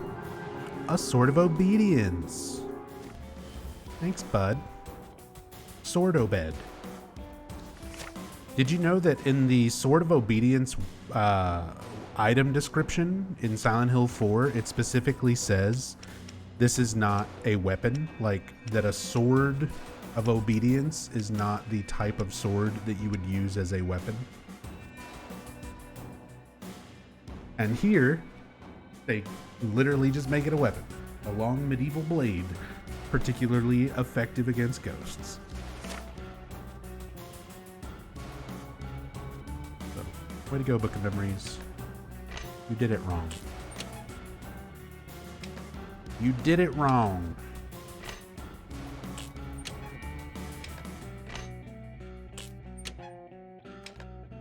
Who would have thought? Silent Hill Book of Memories getting like Silent Hill lore from previous games incorrect. Chilled Flawed Geek, hello, welcome to the channel. This is my first time being on Twitch. I recently discovered your videos about the Silent Hill series. I'm impressed with your commentary of the series. Hey, thanks. I'm glad you enjoy the videos. Glad you found the Twitch stream. Welcome to the active community. YouTube stuff has always been very secondary. For a long time, it wasn't even me. It was just other people re-uploading my stuff onto YouTube. But I do have my own YouTube channel again, !YT in chat, if you're not already subscribed or following it. But yeah, pretty much everything I do, the majority of what I do is right here on Twitch. Glad you enjoy what I do.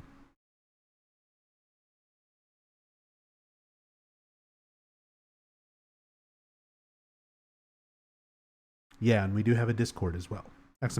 !Discord. So if you want, if you would like to join, get updates on when I'm streaming, when I'm going live, what I plan on playing, and to just kind of generally hang out, chat.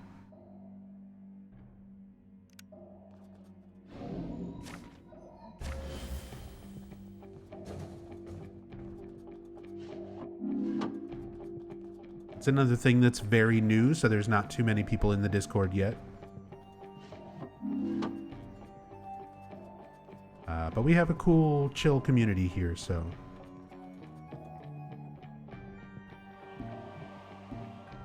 If you would like to join, it'd be cool.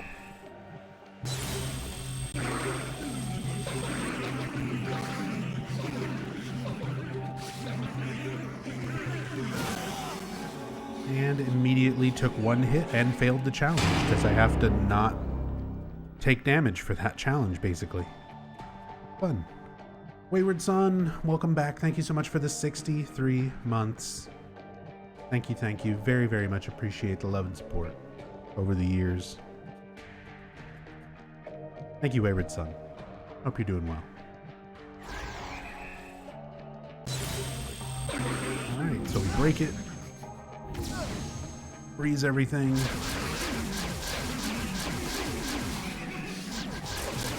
Put straight jackets first since they've got ranged attacks and a single attack. Will definitely do more than 20% health. So the nurse is next.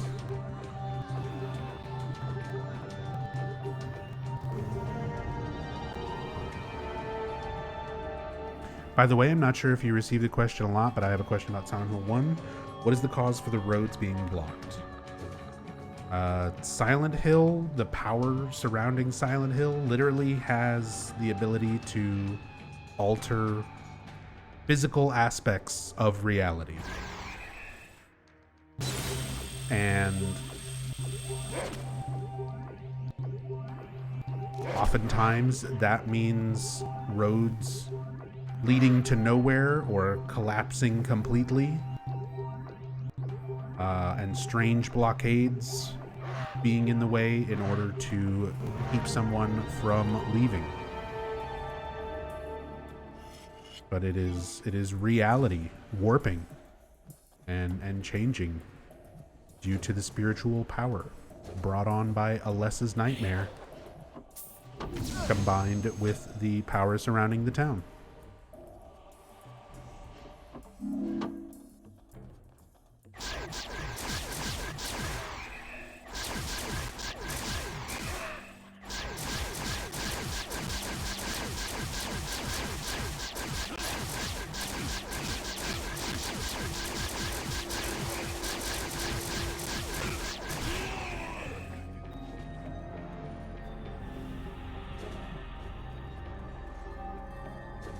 What's your pleasure?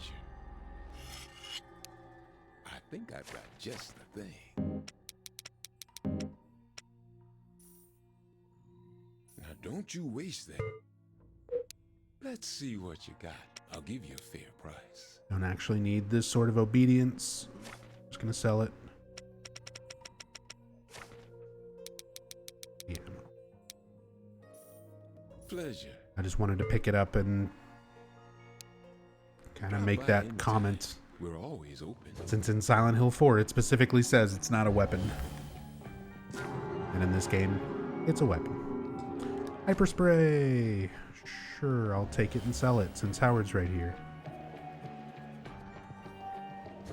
Take your time. There's plenty of it. I can buy it for a decent price. Hyper spray. Pleasure.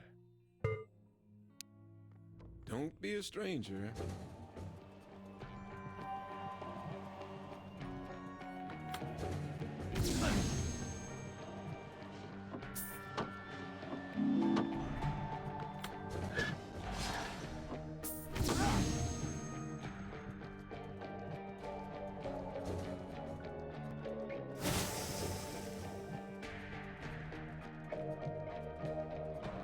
Do you have the platinum trophy yet?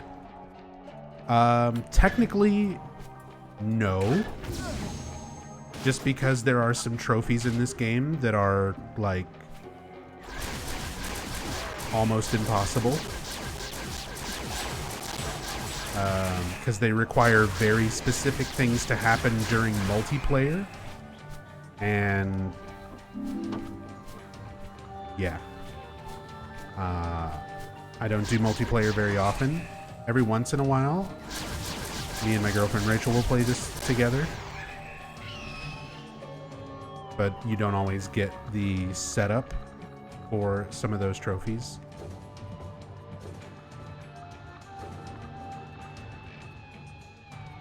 But everything that can feasibly be done in this game, I have done. With the exception of what I'm working on doing right now, which is clearing all 500 zones.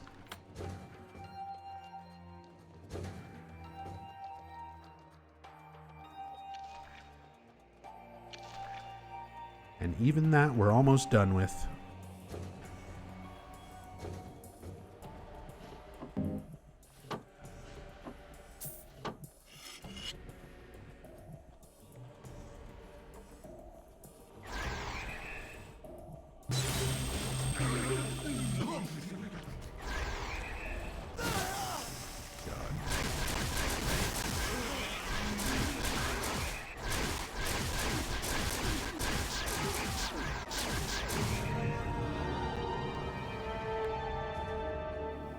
But yeah, some of the trophies, some of the actual like trophies and things for the platinum in this game are really stupid.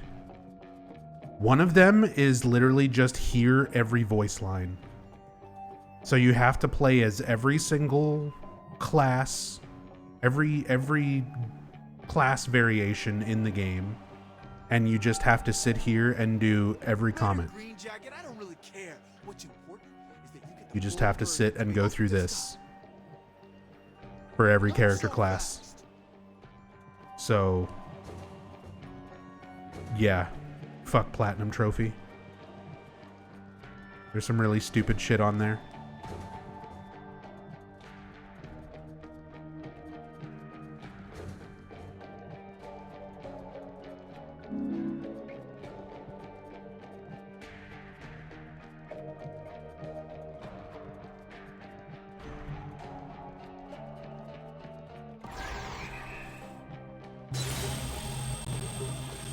No, 4 timed hits.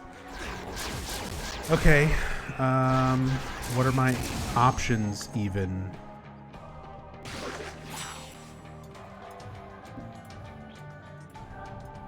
This might be impossible. I might be able to get it on the Needler.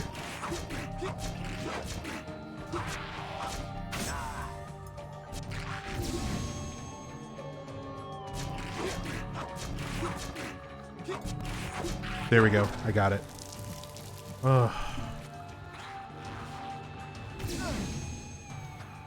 Now we need to kill this fucking butcher.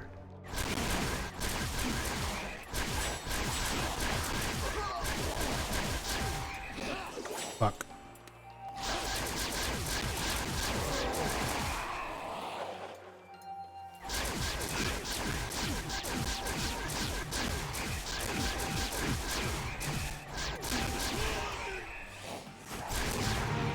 Yeah, a lot of the trophy things would literally just need to be farmed, basically. Like, you have to sit and just keep recreating your character and spamming emotes. You know, spamming comments until you hear them all. For some of the healing and abilities and stuff in multiplayer, it's literally just get Rachel to get on and then remake a character that has the ability that I need and just sit there and farm it over and over. Find an enemy that spawns enemies like a mother that just keeps spawning tremors. Keep killing tremors to either raise or lower karma until I get the ability, and then use the karma ability in multiplayer for every ability. Like, it's stupid shit. Like, completely pointless to sit there and do.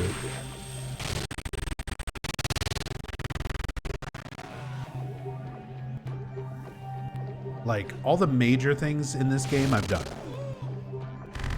We've unlocked all the endings. You know, we've done almost every zone in the game.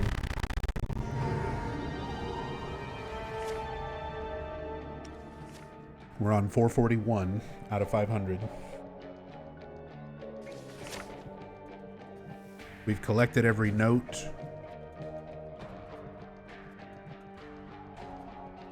Like, all the main actual, like, completionist type of things in this game are Feel free done. to have a look around. It's just finishing the grind to 500 now. I'm not worried about I've the got platinum just trophy. the thing. And trophies are kind of broken because I'm playing this on PSTV. And this Don't you game, wish for whatever reason, even though it works perfectly on PSTV, Until it next time. natively does not work. They have like a blacklist of games that are not Vita games that don't work on PSTV. For those of you who don't know what a PSTV is, it's basically just a Vita. It's a Vita in console form. Instead of having a portable handheld with all the buttons and screen built in, it's all the guts of a Vita without the Anyone screen, looking without to the make a buttons, purchase? that you just hook up to a TV or a monitor and you plug in a controller. I use a PS4 controller so that you still have the Vita touchscreen capability. because you can just use the touchpad on the PS4 controller as your touchscreen. So it just makes it easier for streaming and capturing rather than trying to capture from the Vita that natively does not have video out. And if you're going to sit and mod your Vita to do Vita out through the USB port, it doesn't look very good. So this is just the best option for streaming Vita games, is having a PS TV. But because this game is not natively made to run, and I have to basically software mod my my PS TV to run it,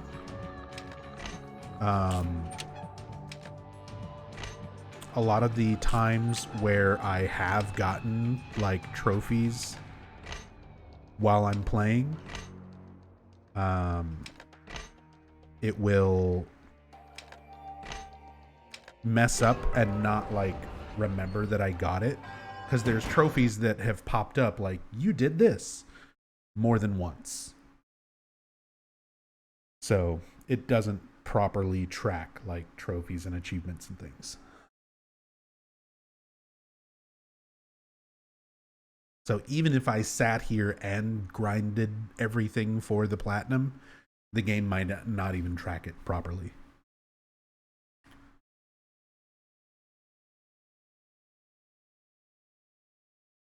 Silent Hill 4 is your favorite game, despite its mixed reviews, but the developers changing the rules of the Sword of Obedience to make it a weapon in this game irritates me. Oh man, there's a million things this game does that irritates the shit out of me. But yeah, even just a lot of small things like that. Like, okay, if anybody who made this game took the time to just like look at the item description in the game that they're pulling from, they would have known better.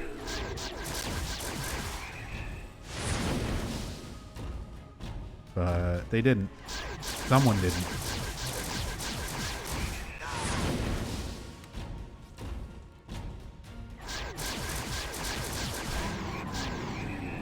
Look, it's everyone's favorite Silent Hill boss, the Fire Guardian. He's dead now. Goodbye. Let's see if I can interact with the note without having to do item juggling. No. No. Gotta find the perfect pixel where we just get the prompt for the note. Fine, fuck it. So instead, we have to pick up the sword, walk over here, drop the sword, stop dropping weapons, re-equip my actual weapons, come back and pick up the note. Aren't touch controls fun and intuitive? Isn't this a good user interface? In Dark Souls, if there's a message directly on top of an item, the game recognizes that and it gives you a button prompt where you can change action. So that you just, if you want to read the message, you change prompt to read message. Or if you want to pick up the item, you change prompt to pick up item. In this game, fuck you. Go juggle items with our shitty touch control inventory. Hirimi, thank you for the 52 months, man. Thank you, thank you. That's a long time. Thanks for the support, bud. I hope you're ready for some Back 4 Blood. We'll be switching over to Back 4 Blood in like 15 minutes or so. Assuming everyone is home and ready to play.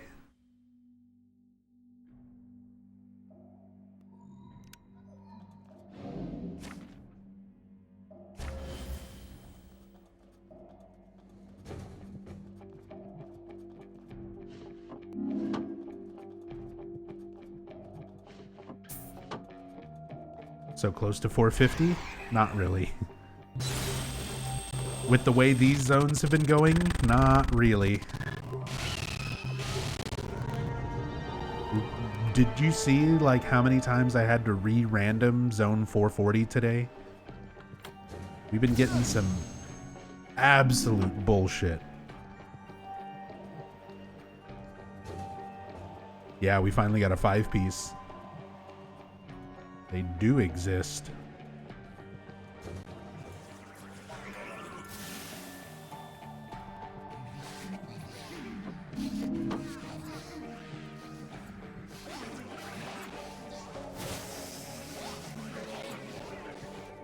Are there any good games worth playing on Vita? Yeah, probably. I'll be honest, I barely know anything about the Vita library.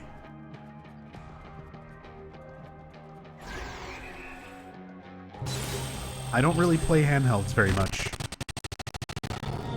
Like, I used to when I was younger. Like, as a kid, having a Game Boy or having whatever was always a good thing for taking it with me to school and road trips and whatever else, but by the time the Vita came around, I was an adult and didn't really care about having handhelds, because if I was in a situation where I wanted to play games, I wanted to sit on my couch and, you know, play a game with a controller on my TV, or sit at my computer and play a game with keyboard and mouse, instead of looking at a tiny little screen in my hands.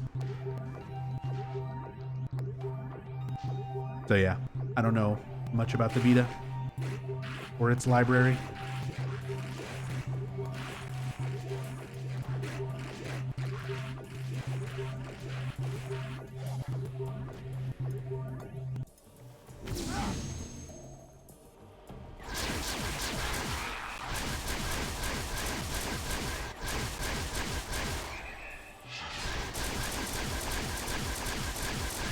Across Ace Frontier, Monster Hunter. Yeah, you're thinking PSP.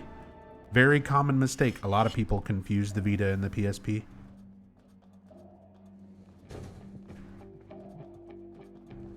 The PSP I've got a lot more, like, experience with, but yeah, Vita, not so much.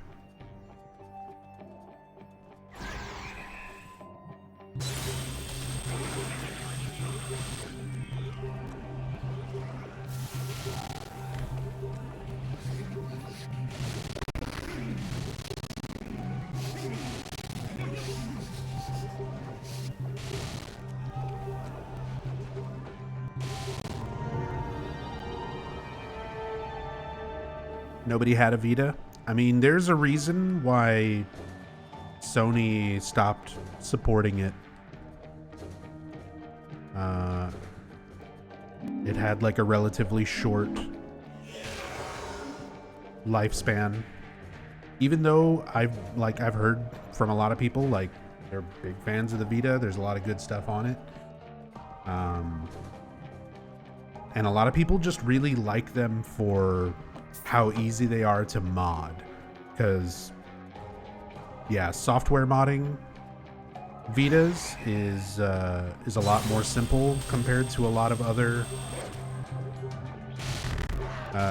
devices and stuff out there, and they're decently good little machines just for throwing like software and emulators and stuff like that on.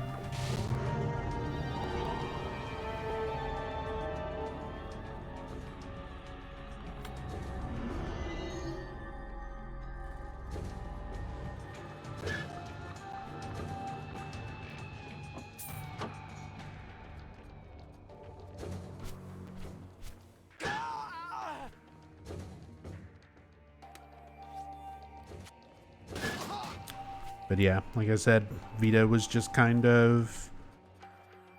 It came out past the point in my life where I was really playing anything on handhelds. Like, that whole kind of generation of handheld things, I basically skipped over. I didn't really do much on the Vita. I didn't really do much on the 3DS. Do you want to talk about it? Not really. think I've got just the thing. We're still understaffed. They brought in some new people to help out, but it's the busy season. I so- do believe you're set. Well, keep working hard and someone is bound to Enjoy notice. it now. I'm getting low on memory Shouldn't take residue. too much longer. I can buy it for a I've decent been having price. trouble sleeping. It's. Never mind.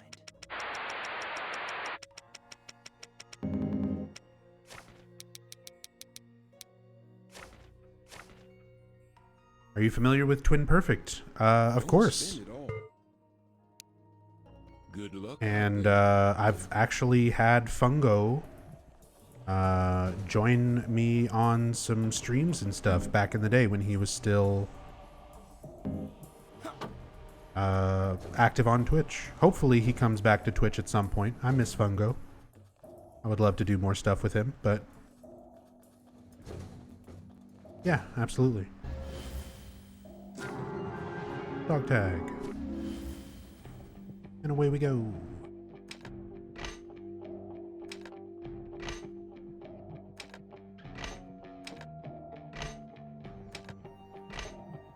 Other direction. Hey, Techie. Techie was there. Techie was there when we had Fungo on for Silent Hill 1. Back in the day. I want to say that was 2019? 2018? Something like that.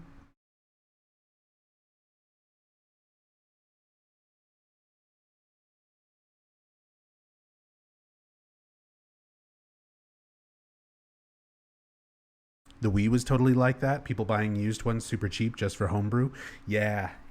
I still need to actually mess around with like some of the homebrew and software mod stuff you can do with a Wii. I originally thought I was going to have to because of Fatal Frame. Since you have to get the fan subtitle patch for Fatal Frame 4, but since they announced they're going to be releasing those on PC, I'm just waiting for the re-release now before I go through all the Fatal Frame games.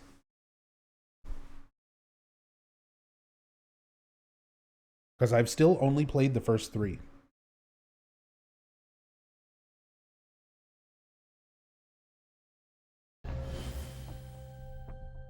Only played the first 3 Fatal Frames.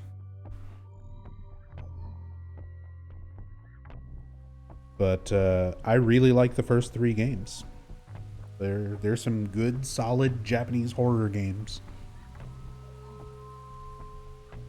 Tried Siren. It's very hard. Siren is good. Like, Siren's got a really interesting story. And I mean, it's Keiichiro Toyama. It's made from the director of Silent Hill 1. And it's definitely got some similarities, some similar vibes. But gameplay wise, yeah, Siren can be really brutal. Siren's one of those games where I like everything about it except the gameplay. It's similar to Rule of Rose. Rule of Rose is like that for me as well. I love the story. I love the music. I love the aesthetics. You know, like everything about it is really good, except the gameplay. The gameplay is rough.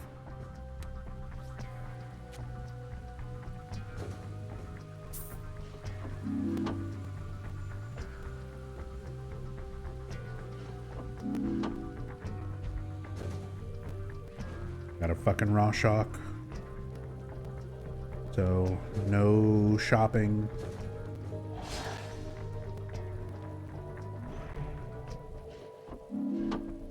No shopping, no doing puzzles.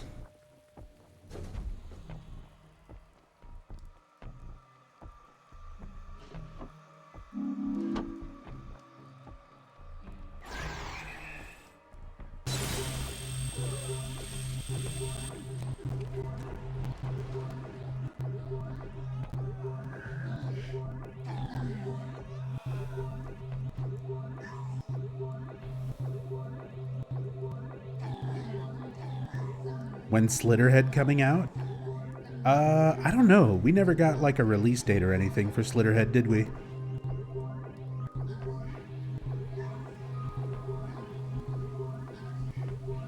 Maybe this year? If we're lucky?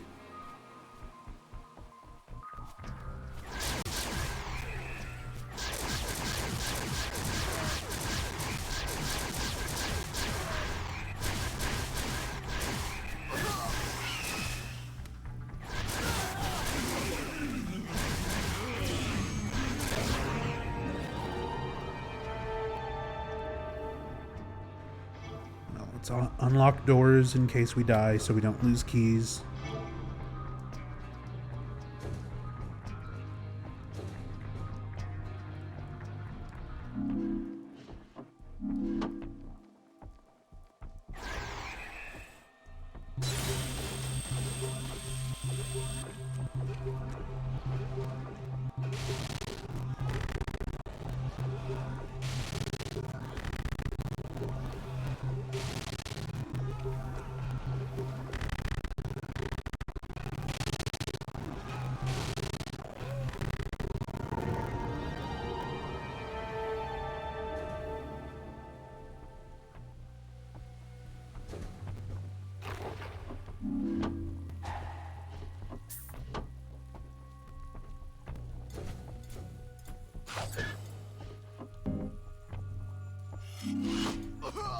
Fuck.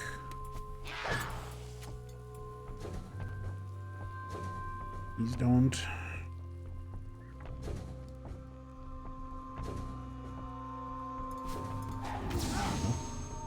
Fuck all of you.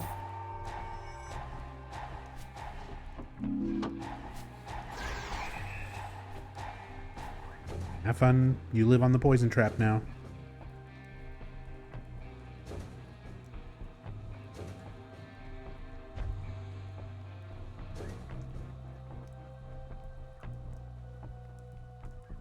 Book of Memories feels so out of place. Never heard of it before until a few Silent Hill YouTubers keep mentioning it. Yeah. This is the thing that I can't help but mention and I want Silent Hill fans to remember. This is the last fully released Silent Hill game that was not a playable teaser for a canceled game or a gambling machine. This is the last Silent Hill game. This is Silent Hill Book of Memories. It's an official game. It's not like a spin-off. The developers in interviews specifically didn't want this to be treated like a spin-off. This is it. So when you're confused by like how, first of all, how excited fans are to finally have news for new Silent Hill games coming out, and if you're confused by those same fans having really low or pessimistic expectations, this is one of the main reasons why.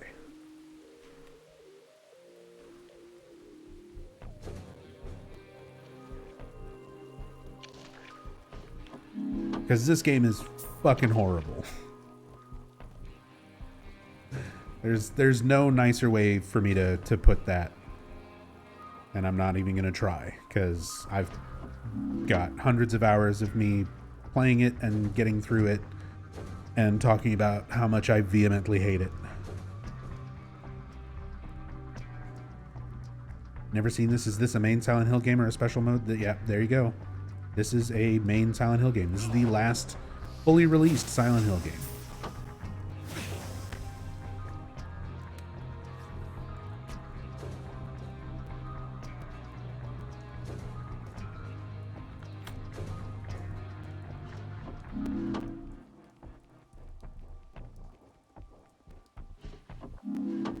And it's a terrible fucking dungeon crawler on the Vita.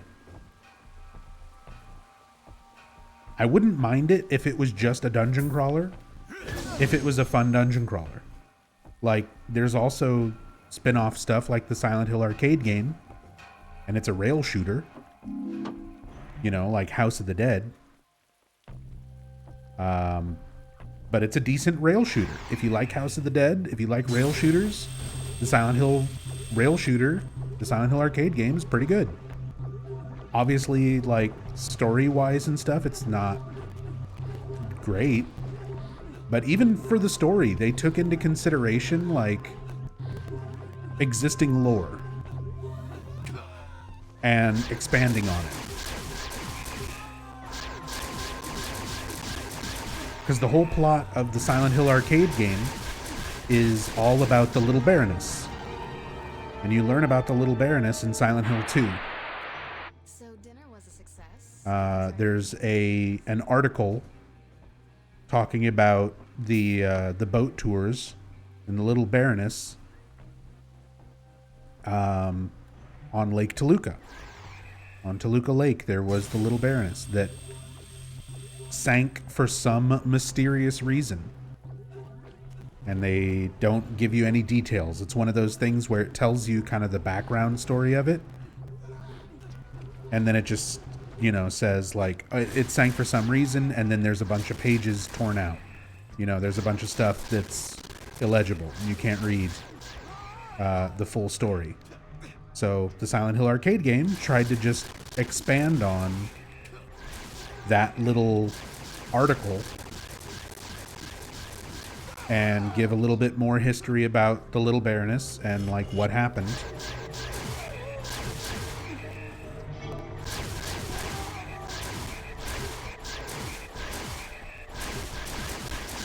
As opposed to this, where it's like the story blatantly goes against a lot of existing lore, and it's not really doing anything to enhance or expand on existing ideas and lore in like a meaningful way. It tries to, but the way that it does it is like so frustrating. Like here's what this game contributes to the overall lore of the Silent Hill series.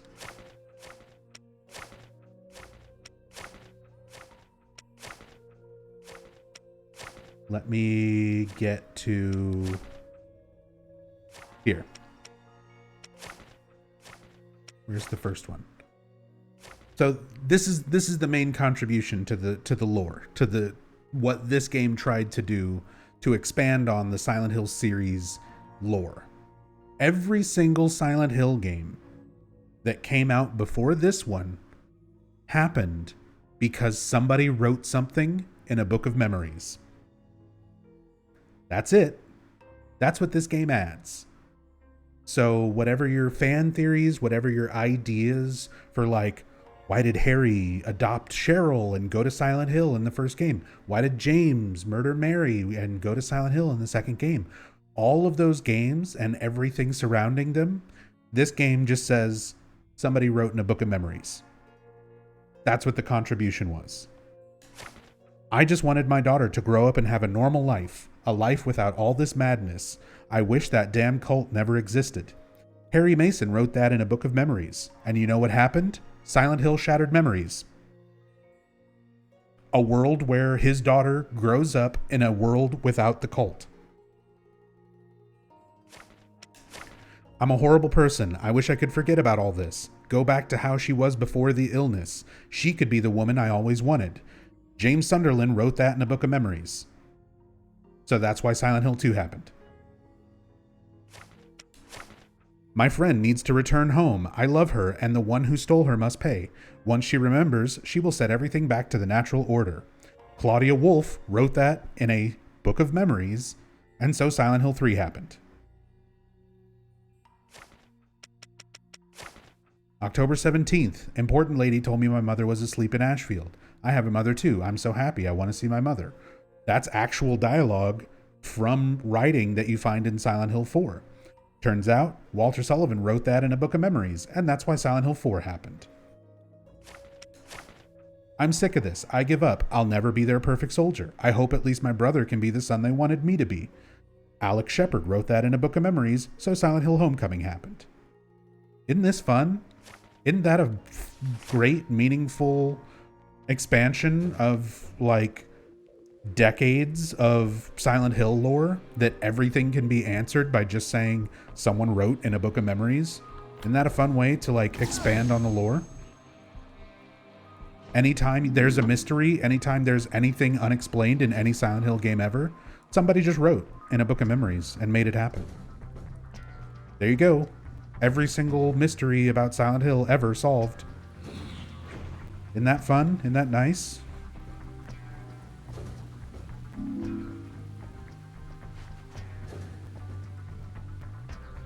Yeah. And on top of that, even if that was the case, if this was at least just a fun dungeon crawler, you can ignore it and just be like, whatever, it's a spin-off game. The lore doesn't matter. Just play it to, like, play the game and enjoy the game. Except this is legitimately one of the worst games I've ever played. Not just like a bad Silent Hill game, not just a bad dungeon crawler, you know, not just a bad Vita game or anything. It's one of the worst games I've ever played. It feels like it was made by somebody who's never played a dungeon crawler or RPG before, trying to make a dungeon crawler or RPG.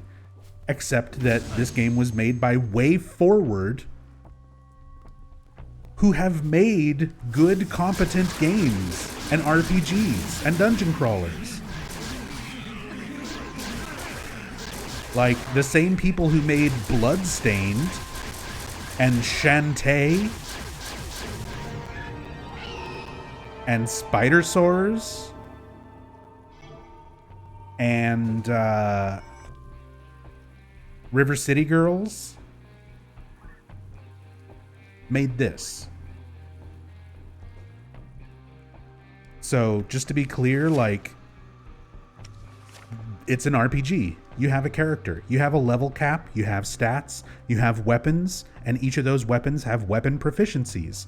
You equip artifacts, which is basically like your armor and equipment. But none of these things function the way that you would expect them to if you've ever played a dungeon crawler or an RPG in your life. Like, none of these stats do what you think they do. None of these things that enhance your stats do what you think they would normally do. None of the status effects of things do what you would expect them to do. Even simple things like showing the player numbers. Here's your HP. Here's how much HP you have. You can see when I'm damaging enemies that there's numbers popping up. Like, oh, I just shot that enemy and did 30 points of damage. How much health does it have? How much health do I have? I don't know, because it just gives me a meaningless bar with no numbers. Whenever you kill things and get experience, you gain experience and you level up. I'm not leveling up anymore because you cap out at level 70. But when this experience bar is going up, how much experience are you getting per kill? Do you even get experience per kill or per room or per orb or per hit? Doesn't tell you. You never see the numbers. You just see a pointless graphic of a bar that tells you nothing. You have weapons and weapon proficiencies. Oh, look at all the weapon variety. Look at all these different weapons and weapon proficiencies that you can level up. Like, I'm always using the Princess Heartwand, so it's maxed out at level 4. So it must be a much better weapon for me to use than something like a Great Spear at level 1. Except none of this does anything. Being more or less proficient in any sort of weapon doesn't actually make you any better. Like, it doesn't make a noticeable difference on the damage that you're dealing. So it's got all of these things in it that are just useless. Useless graphics to look at that don't tell you any information. Useless game mechanics that don't impact the gameplay at all. Like, it's awful. It is just unforgivably bad in every way.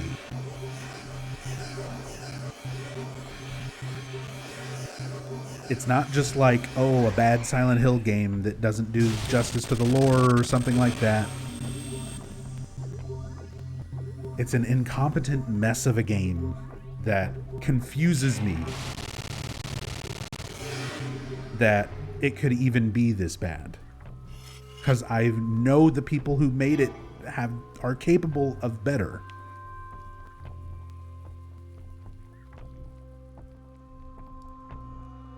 How about enemy balance? Here's an enemy that can just go into the ground and you can't do any damage to it. And it's fully up to that enemy to decide when and where it will pop back up and allow itself to be damaged again. There's multiple enemies that can do that.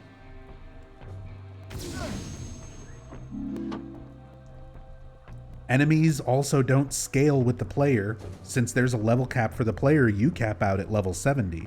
Enemies continue scaling indefinitely. Okay, I need to not go in this room. There's nothing of value in there, and it will trap me in there because of the stupid Valtiel mission. So I'm gonna put an X.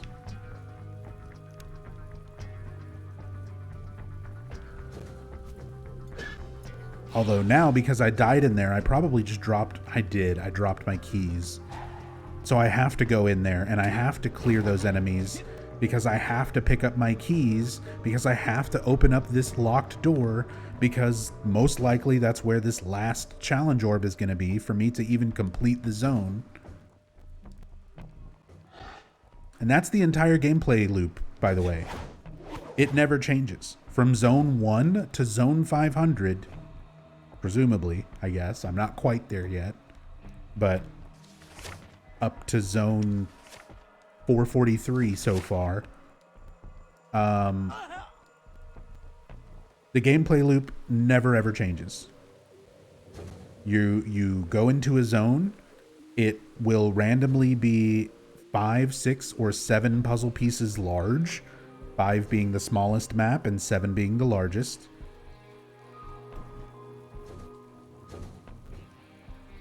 And you're just going around these randomly procedurally generated rooms to try and find the ones with blue orbs in them. You break the orb and it gives you a challenge. And then you do that challenge, which 99% of the time, the challenge is kill all the enemies. Kill all the enemies. It's going to spawn enemies and you need to kill them. Every once in a while, it's something else. Most of the time, it's just kill the enemies. So you go around to each room. Yep. Can't progress any further on this side because locked doors. So you just go around to each room and find the orbs and break the orbs and kill the enemies until you've broken them all. And then you go solve the procedurally generated puzzle. And because it's procedurally generated, you can basically brute force every single puzzle in this game. I think I need more bullets. Shut up. You're not a real person. You're a Rorschach. Leave me alone.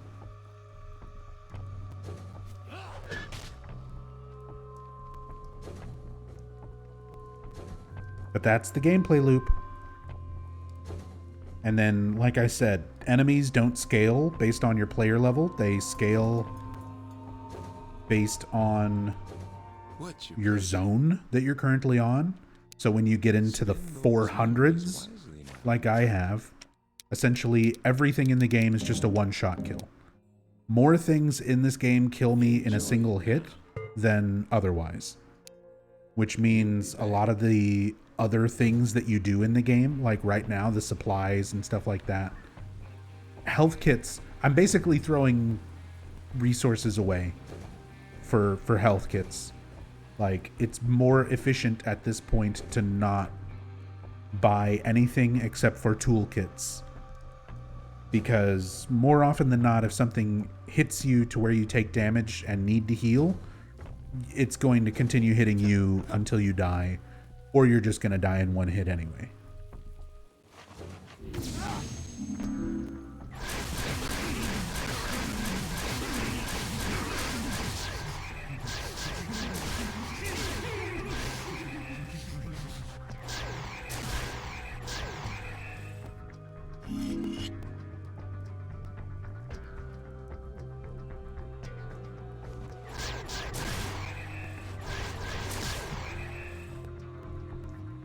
You've convinced me. I'll pay full price for it. Just to add insult to injury, I know you're probably joking, but because all of the prices of Silent Hill games have been skyrocketing and are continuing to do so now that new games are being announced, all the classic ones are selling for more and more and more. Pretty much every day their prices increase in value and what the collector's market is selling them for. Since you can't buy any of them new anymore, you have to buy it, you know, used from a collector. So you got to pay collector prices for it. This game's price is also going up. I bought my sealed copy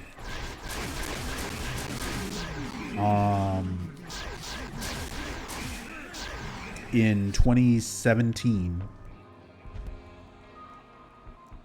And I think I paid like $20 for it. For a sealed copy.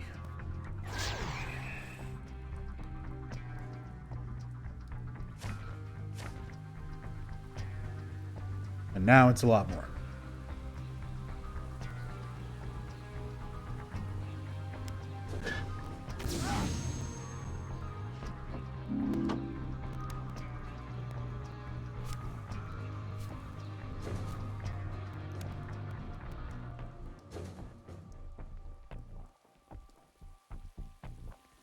We can only hope that Silent Hill 2 Remake does so good they decide to put out Silent Hill 1 and 3 Remake without touching anything about them.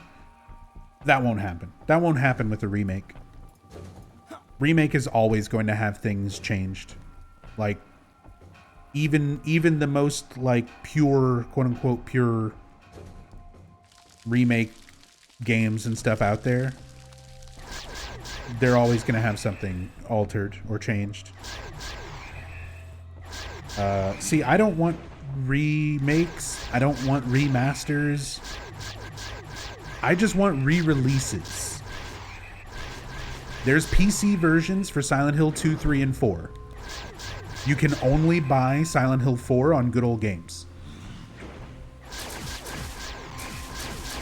Just put the PC version of Silent Hill 2 and 3 on Steam or Good Old Games.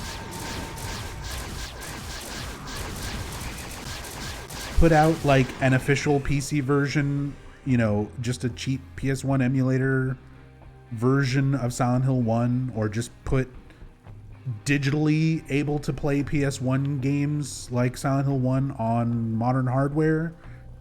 Be able to put it on your PS4 or your PS5. I just want the classics to be available. I just want the series to be available. More than I want it remade or remastered or anything like that.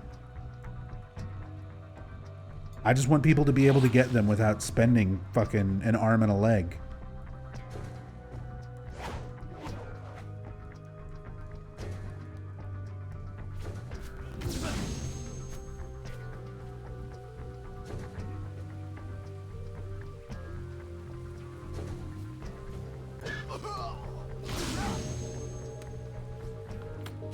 Naive and arrogant fans and developers are always going to treat Silent Hill 2 as a messiah.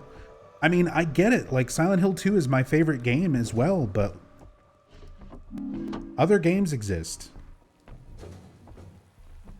if you're gonna do remakes and shit like that, like at least start from the beginning.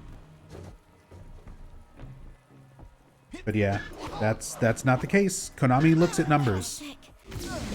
Konami is very, very out of touch with its consumer base, and kind of always have been. And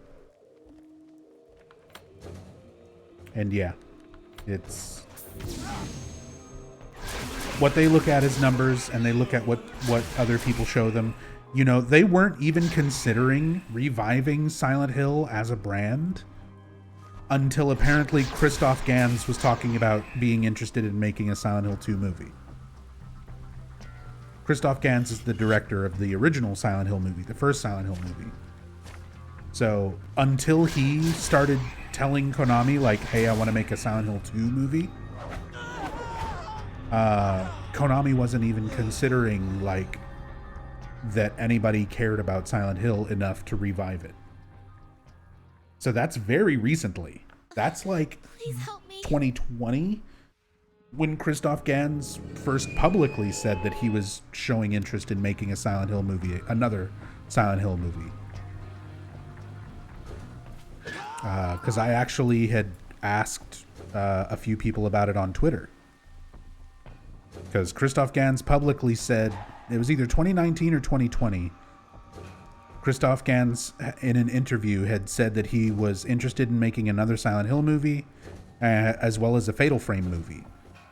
And when he announced that, one of the big reasons that a lot of people enjoy a lot of things in the first Silent Hill movie is because it's not Christoph Gans' original script. His script had to be completely rewritten by a writer named Roger Avery. Roger Avery's done a lot of work with like Quentin Tarantino and, you know, some really, really big name people.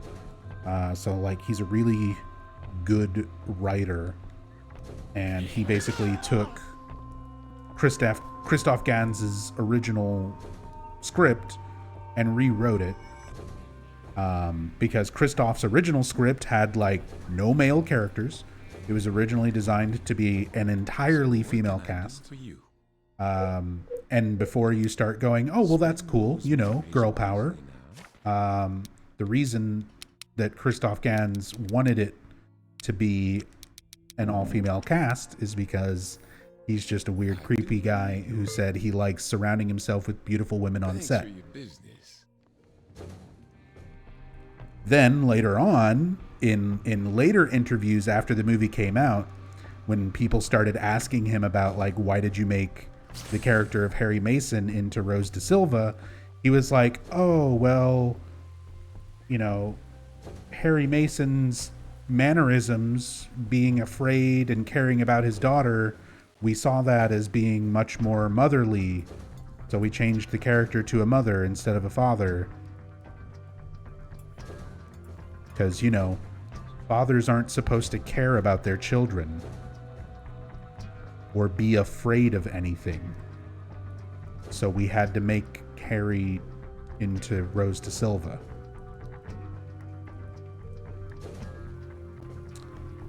So yeah, that guy had to have his script rewritten. That's also where the whole Centralia thing came from.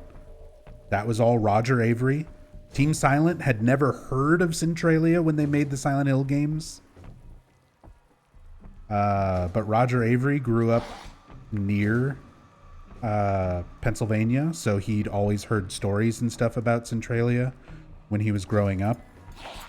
And wanted to basically incorporate that idea into his depiction of Silent Hill for the movie. So that's where the whole Silent Hill Centralia thing came from. It was from the movies. It was not the game. It was from the first movie, and it was all Roger Avery.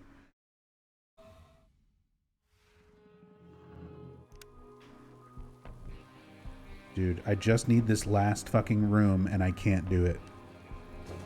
And I can't fucking do it. I'm done. I don't care. I'm gonna re-roll this zone next time. there's too much bullshit going on, and it's a 7-piece dungeon, so it's going to take forever to keep getting to where I'm at, getting to where I died, picking up my keys, and getting back to the locked doors just to find the last orb. That I'm done. It's almost midnight. I want to play Back for Blood with my friends.